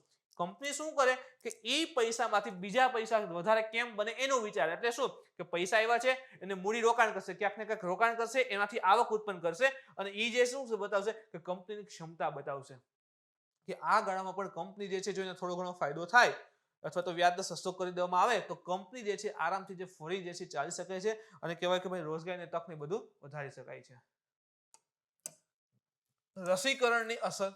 મુસાફરી જે છે, યાત્રા છે, પર્યટન છે, એવા મોટા ક્ષેત્રો કોવિડ-19 ના પ્રભાવ પછી ઉભરી આવશે. જેમ કે રસીકરણ, હવે રસીકરણ ચાલુ થઈ ગયું છે. ઇવન આજે તો એવું પણ કીધું છે કે પ્રધાનમંત્રી નરેન્દ્ર મોદી સાહેબ પણ રસીનો ડોઝ લેવાના છે. તો જો શું થશે કે રસીકરણ થવા લાગશે, રસી લેવા લાગશે તો મનમાં એક પ્રકારનો સંતોષ થઈ જાય કે ચલો ભાઈ હવે કોરોના થવાની શક્યતા નથી. ઇન કે બોડી જે છે એ મજબૂત થઈ જશે, કહેવાય કે ભાઈ કોરોનાના જે વાયરસ છે એની સામે લડવા માટે. તો ઘણા સમયથી જે પર્યટન છે, મુસાફરી છે, યાત્રા બધું ઠપ હતું એ હવે ધીરે ધીરે પાછું શરૂ થઈ જશે. ઉદ્યોગ પાછા કહેવાય કે આગળ આવી જશે. જેમ કે જો જ્યારથી આ લોકડાઉન ને બધું શરૂ કર્યું ત્યારથી જે પર્યટન તો સાવ ઠપ થઈ ગયું હતું. તો પર્યટન સાથે જે પણ લોકો જોડાયા છે બધાની રોજગારી ઊભી રહી ગઈ. તો ઓટોમેટિક પરિવારની આવક ઘટી ગઈ. ઓકે, હજી કદાચ એવું બની શકે કે ભાઈ કોવિડ-19 રસીકરણ તો શરૂ કર્યું છે, લોકો એગ્રી ન થાય, લોકો હજી એમ થાય કે હજી ડર છે, તો હજી આ પર્યટન ઉદ્યોગને ત્યાં સુધી બુસ્ટિંગ નહીં મળે જ્યાં સુધી રેગ્યુલર નહીં થાય, લોકોનો પાછો વિશ્વાસ ન આવે. તો લાંબા સમય સુધી આ બધા ઉપર અસર આવવાની સંભાવના દેખાય છે. જેમ કે યાત્રાના બિઝનેસ છે, મુસાફરીના બિઝનેસ છે, જેમ કે ટ્રાવેલિંગ એજન્સી હોય, સ્પેશિયલ આ ટ્રાવેલનું કાર્ય કરતી જ હોય, તો એને હવે પ્રવાસન બંધ છે આખો, તો એનું બધું ઠપ થઈ ગયું છે. તો એ ઉદ્યોગ શું થઈ જાય? સ્ટોપ થઈ જાય છે. જ્યાં સુધી એકદમ રેગ્યુલર ન થાય ત્યાં સુધી એ પાછું રેગ્યુલર થવાની સંભાવના નથી. એટલે કે રસીકરણ કમ્પ્લીટ થવા મળશે, રસીકરણ જેવું કમ્પ્લીટ થવા મળશે, રસીકરણની અસર આવવા લાગશે, એના પછી ધીરે ધીરે આ બધા ઉદ્યોગ જે છે પાછા ઉભરી આવશે. કોવિડ-19 પછીની આર્થિક પુનઃપ્રાપ્તિ એટલે કે ઇકોનોમિક રિકવરીની વાત કરી છે.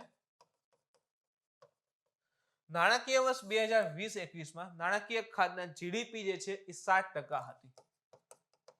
ફિસ્કલ ડેફિસિટની વાત કરીએ તો 7% જેટલી હતી. અને રોગચાળાના પૂર્વમાં જીડીપી ના 3.5% લક્ષ્યાંકથી બમણી થઈ ગઈ. જો 2020-21 વર્ષમાં નાણાકીય ખાત કેટલી છે તો જીડીપી ના 7% થઈ ગઈ છે.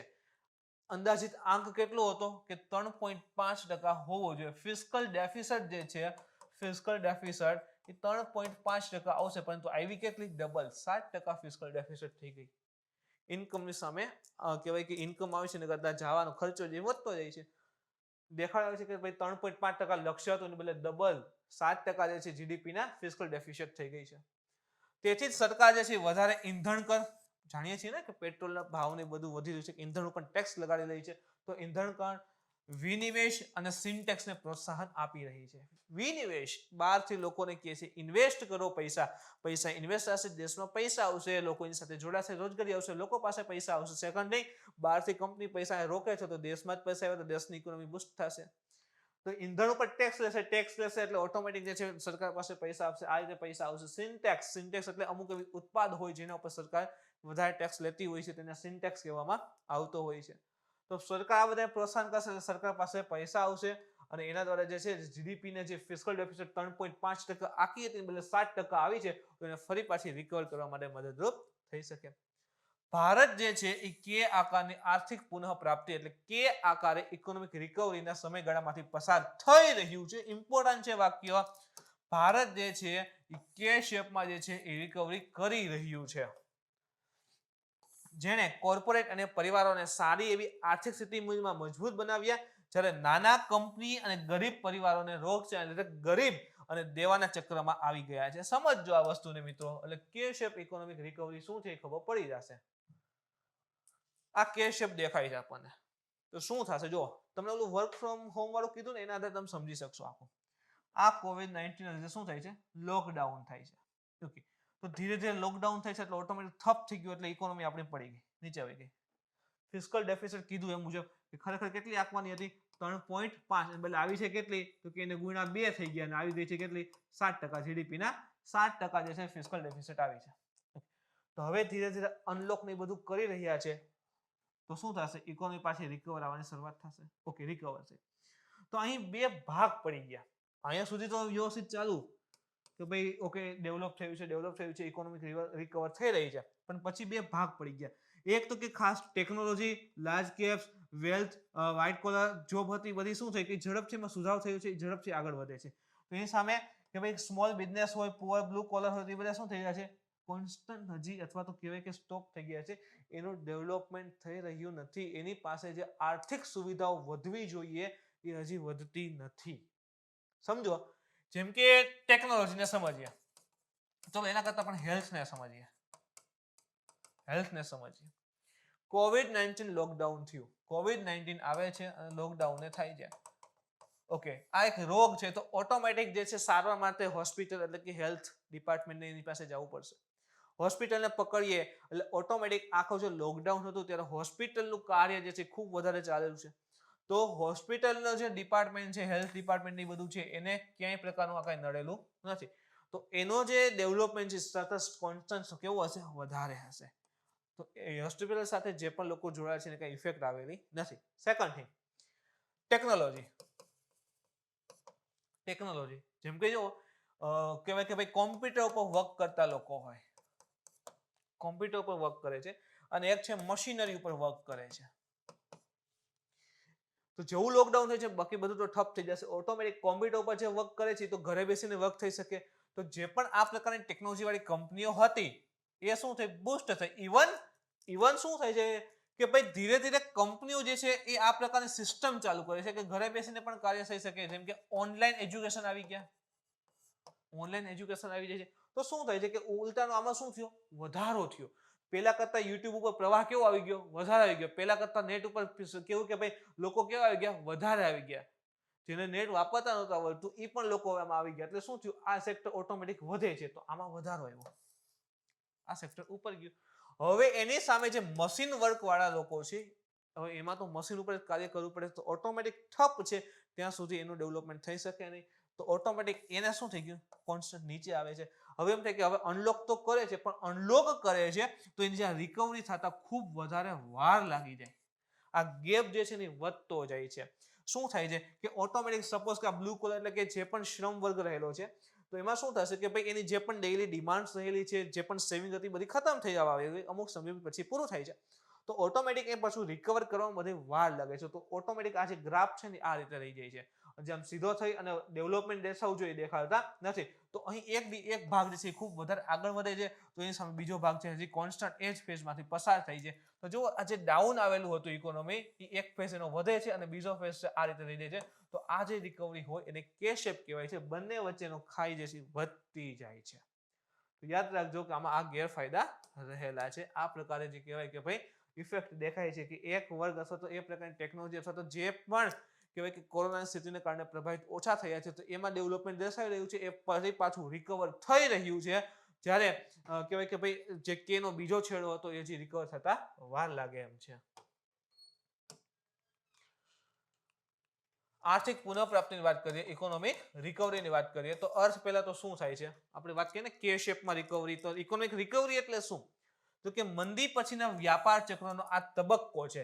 આપણે જોયું કે ભાઈ આ આમ સતત આપણે આમ વિકાસ નહીં કરતા હોય, તો હવે શું થાય છે કે અહીંયા લોકડાઉન થયું, તો આ લોકડાઉન થયું એટલે ઓટોમેટિક મંદી આવી જશે, તો આ ગ્રાફ નીચે આવી ગયો. અને હવે જે ડેવલપમેન્ટ થાય છે કેવી રીતે છે? તો કે આ રીતે રહેલું છે કે અહીં જે છે ડેવલપમેન્ટ તો થાય છે, પણ અહીં જે છે આ પાછું આ રીતે થતું જાય છે. ફરી પાછું આમ થઈ શકે, ફરી આમ થઈ શકે. તો આ મુજબ જે છે આગળ વધી રહ્યું છે. પણ અત્યારે કયા શેપમાં છે? આપણે કે શેપમાં છે કે એક ભાગ ડેવલપમેન્ટ થાય છે પણ એકનું થઈ રહ્યું નથી. તો આ તબક્કો છે તેની મુખ્ય વિશેષતા કે સતત સમયગાળામાં બિઝનેસ પ્રવૃત્તિઓનો સુધારો. જેમ પણ ઇન્ડસ્ટ્રીયલાઇઝેશન અથવા બિઝનેસ પ્રવૃત્તિ વધશે તો પૈસા આવશે તો ઇકોનોમિક રિકવરી ફરી પાછી થશે. સામાન્ય રીતે આર્થિક સુધારા દરમિયાન જીડીપી શું થાય? વધે છે. આવક વધે. ઓકે, સમજો જીડીપી વધે છે એનો મતલબ શું? કે આવક વધે છે. દરેક માણસની આવક વધે છે તો જીડીપી વધશે જ. અને બેરોજગારી શું થાય? ઓછી થાય છે. એની સાથે સાથે અર્થવ્યવસ્થા ફરી શરૂ થાય છે. જે આપણી જીડીપી એમ ડાઉન થઈ ગઈ છે, આપણે કીધું ને એફડી ફિસ્કલ ડેફિસિટ 3.5 થી ડબલ થઈ ગઈ, 7% થઈ ગઈ છે. આ રીતે થઈ. ઓકે, તો હવે શું થઈ ગયું છે કે હવે સુધારા ઇકોનોમિક રિફોર્મ્સ કરશે, સુધારા કરશે, આર્થિક સુધારા. એના કારણે શું થશે તો કે પૈસા ને એવું માર્કેટમાં આવશે તો જીડીપી શું થશે? વધશે. જીડીપી વધશે એનો મતલબ આવક દરેકની શું થાય છે? વધે છે. દરેકની આવક વધે છે એનો મતલબ બેરોજગારી શું થાય છે? ઓછી છે. દરેક વ્યક્તિની આવક વધે છે, દરેક લોકોને કંઈક ને કંઈક મળે છે, તો દરેક લોકો કોઈક ને કોઈક સેક્ટરમાં જોડાઈ રહ્યા છે, તો બેરોજગારીનો દર ઓટોમેટિક દેશમાંથી શું થઈ રહ્યો છે? ઓછો થઈ રહ્યો છે. ઓકે, બેરોજગારી ઓછી થઈ છે, દરેક વ્યક્તિ ક્યાંક ને ક્યાંક સેક્ટરમાં જોડાશે તો દરેક વ્યક્તિની આવક વધતી જશે, તો ઓટોમેટિક દેશ જેની ઇકોનોમી જે ફરી પાટા ઉપર આવી રહી છે એવું કહી શકાય. ઇકોનોમી રિકવરી થઈ શકે છે. પ્રકાર તો કે અલગ અલગ ઓલરેડી જો આના ઉપર મેં આખી ચર્ચા કરેલી છે કે ઝેડ શેપ રિકવરી કેવી રીતે હોય છે, વી શેપ ઉપર જેમ કે આ રીતે હોય તો આ કહેવાય કે ડાઉન થઈ ગઈ તો ઝડપથી પાછી ઉપર વધી જાય તો આ વી શેપ રિકવરી છે. પછી યુ શેપમાં શું થાય કે આ રીતે રહેલી લાઈન હોય, આ જે છે નેગેટિવ ઇમ્પેક્ટ આવે છે, ઇકોનોમી ડાઉન જાય છે, પણ થોડાક સમય સુધી આમનામ રહે અને પછી ધીરે ધીરે જે છે રિકવર થાય, પણ રિકવર થાય છે તો યુ શેપ હોય. પછી સૌથી ખરાબમાં ખરાબ ગણાતી એલ આકારની. શા માટે? જો આ જે છે ઇકોનોમી ડાઉન ગઈ છે, પછી લાંબા સમય સુધી આમનામ રહેશે, એમાં રિકવર થતા વાર લાગે છે, તો આ એલ આકારે છે. પછી ડબલ્યુ આકારે છે. તો આ પ્રકારની જે છે અલગ અલગ ઇવન કે આકારની પણ અત્યારે આપણે જોઈએ તો કે આકારની અલગ અલગ પ્રકારના આકારે જે છે એ ઇકોનોમી રિકવરી થતી હોય છે. કે આ પ્રકારની આર્થિક રિકવરી આપણે વાત કરી દીધી આખી કે વિવિધ દરો, સમય અથવા પરિમાણમાં રિકવરી હોય છે. દરેક ભાગમાં વિવિધ દર હોય છે, દરેક ભાગની અંતર્ગત અલગ અલગ રિકવરી આવતી હોય છે. વિવિધ ક્ષેત્ર, ઉદ્યોગ અથવા લોકોના જૂથમાં સમાન રિકવરીના સિદ્ધાંતની વિરુદ્ધ છે. જો સમાન રિકવરી નથી આવતી, દરેક ક્ષેત્ર, વિવિધ ક્ષેત્રોની અંદર, ઉદ્યોગની અંદર, લોકોના જૂથમાં એક સરખી રિકવરી નથી, એનો મતલબ એક ભાગ જે છે આગળ વધે છે અને બીજો એટલો આગળ વધી શકતો નથી. જેમ કે સિમ્પલ તમને સમજાવ્યું એમ ટેકનોલોજી સમજી લ્યો કે ભાઈ જે પણ ટેકનોલોજી સાથે જોડાયેલા હતા એનું ડેવલપમેન્ટ જે છે વધારે. શું કામ? વર્ક ફ્રોમ હોમ ને બધું ચાલુ રહ્યું તો ઓટોમેટિક એની રિકવરી આવી ગઈ, એ પાટા ઉપર લાઈન આવી ગઈ. પણ જે પણ અમુક જે કહેવાય કે ભાઈ ટેકનોલોજી સાથે સંલગ્ન નહોતા એને તો ઓટોમેટિક હજી સુધી એ જ પ્રકારની સ્થિતિ રહેલી છે. તો આ રીતે બે ભાગ પડી જાય છે, એટલે કે અહીં સમાનતાના સિદ્ધાંતની શું છે? વિરુદ્ધ રહેલું છે. કે આકારની આર્થિક રિકવરીથી અર્થતંત્રની સંરચનામાં મોટો ફેરફાર થઈ ગયો છે અને આર્થિક પરિણામો મંદીની પહેલા અને પછી મૌલિક રૂપથી બદલાઈ જાય છે. એટલે જો મંદી પહેલા શું હતું? આ કોવિડ-19 છે એની પહેલા સિચ્યુએશન કેવી હતી કે ભાઈ બધાનું વ્યવસ્થિત ચાલતું હતું, બધાનું વ્યવસ્થિત ચાલતું હતું. આ ગ્રાફ હોય તો આમ સતત જે છે આગળ આમ વધતા હતા. પણ હવે શું થયું, એ બધાનો ડેવલપમેન્ટ છે, પણ હવે શું થાય છે, આ લોકડાઉન થાય છે, ઓકે, નીચે આવે છે, પછી શું થાય છે, ઓકે, આ ગ્રાફ હજી આગળ વધે તો ધીરે ધીરે હવે રિકવરી ચાલુ છે. રિકવરી ચાલુ થઈ તો એક ભાગની રિકવરી આવી ગઈ, પણ હવે જે બીજો ભાગ છે એની એટલી બધી રિકવરી આવતી નથી. હવે આ ટેકનોલોજી એડવાન્સમેન્ટમાં હોય તો એ ભાગનું ડેવલપમેન્ટ થઈ ગયું, પણ અહીંયા હજી રેગ્યુલર થતા ઘણી વાર લાગશે. તો આ થઈ ગઈ આપણે કે શેપ રિકવરી. એટલે સમાનતા અહીં રહેલી નથી. એક ભાગનું ખૂબ વધારે ડેવલપમેન્ટ છે અને એક ભાગનું એટલું બધું ડેવલપમેન્ટ રહેલું નથી. તો મંદી પહેલા જેવી અસર હતી એ સેમ અસર હવે રહી નથી, કારણ કે બે ભાગ પડી જાય છે. આ પ્રકારની રિકવરીને શું કહેવાય, કે આકારની આર્થિક રિકવરી કહેવામાં આવે છે. કારણ કે અર્થતંત્રના વિભિન્ન ક્ષેત્રો જ્યારે એક માર્ગ ઉપર આગળ સાથે ચાલે છે તો ડાયવર્ઝન ઉત્પન્ન કરે છે. અહીં ડાયવર્ઝન જ છે ને, એક ભાગ આમ અને એક આમ, તો ડાયવર્ઝન થઈ ગયું અને કે શેપ બની જાય છે. કોવિડ-19 પછી કે આકારની પુનઃપ્રાપ્તિની અસરો. તો હવે આને કેવી રીતે રિકવર કરવું? બે ભાગ પડી ગયા છે. એક ભાગ છે વ્યવસ્થિત ચાલે છે, ડેવલપમેન્ટ થયું છે, ટેકનોલોજીને સંલગ્ન છે. બીજો ભાગ એટલો ડેવલપ થઈ રહ્યો નથી. તો શું કરી શકાય? તો કે ઓટોમેટિક જે છે આવકનું અસરકારક સ્થાનાંતરણ ગરીબની શ્રીમંત તરફ જોવા મળેલ છે. એક તો ગરીબથી શ્રીમંત તરફ જે છે ઓટોમેટિક આવક જે છે વધી રહી છે, ગેપ જે છે વધી રહ્યો છે. તો આને કવર કરવા માટે ખાસ વાત કરીએ તો અલગ અલગ પ્રકારની કહેવાય કે ભાઈ જે રોજગાર સર્જન છે, ગ્રામીણ વિકાસને લગતા જે પણ કાર્ય હોય, સબસિડી હોય, સામાજિક ક્ષેત્રના કાર્યક્રમ હોય, એના માટે પૈસા જે છે વધારે ખર્ચવા પડે. જેમ કે આપણે કોઈ ઇન્ડસ્ટ્રી હોય, કોઈ વ્યક્તિ હોય, હવે ધારો કે એને જોબ છૂટી ગઈ છે, હવે શું કરશે? સરકાર જે છે ને સપોઝ કે એ પ્રકારનું રોજગારી આપે તો ધીરે ધીરે પોતાનું રિકવર કરી લેશે. સરકાર છે સબસિડી બહાર પાડે એટલે કે લોન સસ્તી આપશે તો ઓટોમેટિક પૈસા ઇન્વેસ્ટ થશે, તો એનાથી ફાયદો રહેશે. કહેવાય કે ભાઈ સાર્વજનિક ક્ષેત્રના કાર્ય કરે, સામાજિક ક્ષેત્રના કાર્યક્રમો કરશે તો ઓટોમેટિક સમાજમાં જે પૈસા આવશે, માર્કેટમાં પૈસા રોકાશે, ઇન શોર્ટ કે ખાસ કરીને આજે કહેવાય કે બ્લુ કોલર વર્કર્સ રહેલા છે એ બધાને ધ્યાનમાં રાખીને કે જેનું ડેવલપમેન્ટ જે છે એ નિમ્ન છે, જે કે આકારે કે જે ઉપર વધવું જોઈએ, આગળ વધવું જોઈએ એટલું બધું ડેવલપમેન્ટ દર્શાવેલ નથી, તો એ જે વર્ગ રહેલો છે એમાં ઇન્વેસ્ટ કરવામાં આવશે તો ઓટોમેટિકલી એનું ડેવલપમેન્ટ થશે અને ફરી જે આખી ઇકોનોમી રહે છે એનું રિકવર કરી શકાશે. તો પૈસા બજેટ ફાળવવામાં વધારે થવાની શક્યતા અહીં દર્શાવેલી છે. એક ક્વિક કરંટમાં આગળ વધીએ મિત્રો, તો સૌથી પહેલું એક રહ્યું છે ડેઝર્ટ નાઇટ 21 યુદ્ધ અભ્યાસ. પ્રશ્ન પોસિબલ છે કોની વચ્ચે થયો? પીએમઆર પ્રકારના પ્રશ્નો હતા ને, કોની વચ્ચે થયા? તો ડેઝર્ટ નાઇટ 21 યુદ્ધ અભ્યાસ કોની વચ્ચે છે? તો કે ભારતીય વાયુસેના અને ફ્રેન્ચ વાયુ અને અવકાશ સેના, ફ્રેન્ચ એરફોર્સ એન્ડ કહેવાય કે સ્પેસ સામે અવકાશ સેના રહેલી છે એની વચ્ચેનો આ યુદ્ધ અભ્યાસ છે. એટલે યાદ રાખો, ઇન્ડિયા એન્ડ ફ્રાન્સ મધ્ય આયોજિત થનાર યુદ્ધ અભ્યાસ છે. ક્યાં યોજાશે?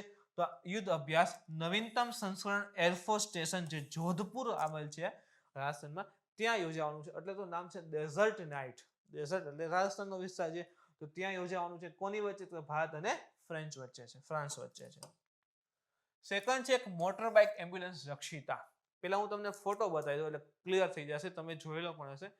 તમે જુઓ કે આ પ્રકારે રોયલ એનફિલ્ડ બુલેટ રહેલું છે. બુલેટની પાછળના ભાગમાં તમે જુઓ તો જે આખી સીટ રહેલી છે, અહીં જે છે માથું ફિક્સ થઈ જાય છે, અહીં ઓક્સિજનના બાટલાની સુવિધા બધું રહેલું છે. જો અહીં દેખાશે તમને, અહીંયા માથું ફિક્સ થઈ જાય એટલે એને કહેવાય કે ભાઈ સપોર્ટ મળી જાય છે, આખું શરીર વ્યવસ્થિત બેસી જાય છે, ઓક્સિજનના બાટલાની પણ સુવિધા છે. તો ઘણા વિસ્તારની અંતર્ગત આ પ્રકારે જે છે રોયલ એનફિલ્ડ દ્વારા બુલેટ દ્વારા જે છે કહેવાય કે મેડિકલ ટ્રીટમેન્ટ મળી રહે એ ઉદ્દેશથી અહીં રહેલું છે. અને વાત કરીએ છીએ motor bike ambulance Rakshita. Rakshita શું છે હવે તમારે ક્લિયર થઈ ગયું હશે. તે બાઇક આધારિત આકસ્મિક દુર્ઘટના પરિવહન આપાતકાલીન એક વાહન છે. આપણે વાત કરી બુલેટ ઉપર આખી સિસ્ટમ ફિટ કરેલી છે, એને જ આપણે શું કહીએ છીએ? રક્ષિતા. આપાતકાલીન વાહન એટલે રક્ષિતાની આખું બુલેટ ઉપર સિસ્ટમ ઇમ્પ્લિમેન્ટ કરેલ છે. બાઇક આધારિત આકસ્મિક દુર્ઘટના પરિવહન વાહન કીધું ને, કે જ્યારે પણ દુર્ઘટના ઘટે છે તો એ વખતે ઇમરજન્સી જે વ્હીકલ રક્ષિતા છે એને DRDO ડિફેન્સ રિસર્ચ ડેવલપમેન્ટ ઓર્ગેનાઇઝેશનની એક દિલ્હી સ્થિત nuclear medicine and allied sciences, જેને કહીએ છીએ INMAS, એના દ્વારા central reserve police force CRPF જે છે એને સોંપવામાં આવેલ છે. તો DRDO ની દિલ્હી સ્થિત એક શાખા છે જેનાનું ડેવલપમેન્ટને કરેલ છે અને એના દ્વારા જે છે CRPF ને આ પ્રકારની બુલેટની સેવા જે છે એનું નામ આપ્યું છે રક્ષિતા એ દેવામાં આવેલ છે. તો CRPF ને આપેલ છે. આ બાઇક એમ્બ્યુલન્સ ભારતીય સુરક્ષા દળો અને આપાતકાલીન સ્વાસ્થ્ય સેવા પ્રદાતાઓમાં સક્ષમ રહેલી મુશ્કેલીઓમાં મદદ કરશે. જેમ કે ઘણી વખત એવું હોય કે જે કહેવાય કે આખી એમ્બ્યુલન્સને પસાર થવા માટે સમય લાગે, ટ્રાફિકિંગને પ્રોબ્લેમ ને બધું નડતું હોય છે, તો એ વખતે આ મદદગાર સાબિત થઈ શકે એમ રહેલ છે. એના પછી છે શારીચુ અથવા શારીચુ. હવે એમ છે કે સારીચું લખ્યું છે પણ તસ અડધો છે, એને તસારીચું નથી વચાતું બીકોઝ આ તિબ્બતિયન વર્ડ છે એટલે અડધો ત સાયલેન્ટ આવે, સારીચું નથી. શા માટે કરણમાં છે એટલે અહીં જો એટલે અંદાજ આવી જશે. એક ગામ છે અરુણાચલ પ્રદેશનું, અરુણાચલ પ્રદેશ. આ ઓગસ્ટ 2019 નો ફોટો છે. અહીંથી આ નદી નીકળે છે સારીચુ. આ નદી છે, નામ છે શારીચુ. ઓકે, એના કિનારે જો અહીંયા કાંઈ છે ને જંગલ જ દેખાય છે. ક્યારે? તો કે ઓગસ્ટ 2019 નવેમ્બર 2020 સેટેલાઇટ ઇમેજ ને બધું લેવામાં આવે છે, તપાસ કરવામાં આવે છે. તો સારીચુ નદી છે એના કિનારે ગામ ડેવલપ થઈ જાય છે. અહીં ગામ ડેવલપ થયેલ છે. તો મેં શરૂઆતમાં વાત કરી હતી એ મુદ્દો રહેલો છે કે સેટેલાઇટ ચિત્ર પરથી માહિતી મળે છે કે ચીન દ્વારા અરુણાચલ પ્રદેશમાં એક નવું ગામ બનાવવામાં આવ્યું છે. ક્યાં છે? તો કે આ વસ્તી અરુણાચલ પ્રદેશના ઉપરી સુબનસિરી જે જિલ્લો રહેલો છે ત્યાંથી પસાર થાય છે શારીચુ એના નદીના કિનારે. જેમ કે આ શારીચુ નદી જાય છે તો એના કિનારે આખું ગામ જે છે ચીન દ્વારા અરુણાચલ પ્રદેશમાં ડેવલપ કરવામાં આવેલ છે. ગામ મેકમોહન લાઇનની દક્ષિણે આવેલું છે. એનો મતલબ આપણા ભારતીય વિસ્તારમાં છે અને મેકમોહન લાઇન જે છે એ તિબ્બત અને ઉત્તર પૂર્વ ભારતની વચ્ચે સીમાંકન કરે છે. આ નોર્થ ઈસ્ટ આપણે કહીએ ને ઉત્તર પૂર્વ ભારત, આખો તિબ્બતનો વિસ્તાર છે, ચાઇના વાળો વિસ્તાર. અને અરુણાચલ પ્રદેશ છે તો અહીં જે બોર્ડર છે ભારત અને ચીન વચ્ચે એ છે મેકમોહન રેખા. તેની દક્ષિણે છે એટલે આપણા અરુણાચલ પ્રદેશમાં આવેલ છે. તો મેકમોહનની દક્ષિણે છે. સેકન્ડ થિંગ, આ મેકમોહન રેખા ચર્ચામાં શા માટે હોય? તો કે તિબ્બત એટલે કે ચાઇના અને ઇન્ડિયા વચ્ચે એક વિવાદ છે. ચીન આ મેકમોહન રેખાને સરહદ તરીકે માનતું નથી, એટલા માટે હંમેશા આપણા માટે એક વિવાદનો વિષય પણ રહેલો છે. તો મિત્રો યાદ રાખજો ખાસ કે ભાઈ એક જે કહેવાય કે ભાઈ આખો ચીને આપણા અરુણાચલ પ્રદેશના વિસ્તારમાં આવીને આખા ગામનું ડેવલપમેન્ટ કરવું છે અને બોર્ડરનું જે નામ રહ્યું છે એ મેકમોહન છે. ઘણી વખત જે છે ને બોર્ડરના નામની બધી પૂછે છે. તો મિત્રો આ તો આજનું કરંટ અફેર્સ. આજના લેક્ચરમાં જો તમને કોઈ પણ પ્રકારનો ડાઉટ હોય, ક્વેરી હોય અથવા કંઈક નવું સજેશન હોય તો તમે કોમેન્ટ કરીને જણાવી શકો છો. મિત્રો આજનો વિડીયો ગમે તો લાઈક કરો, શેર કરો, તમારા મિત્રો સુધી પહોંચાડવા માટે કોશિશ કરો. કાલે ફરી મળીશું નવા ટોપિક સાથે. Thank you.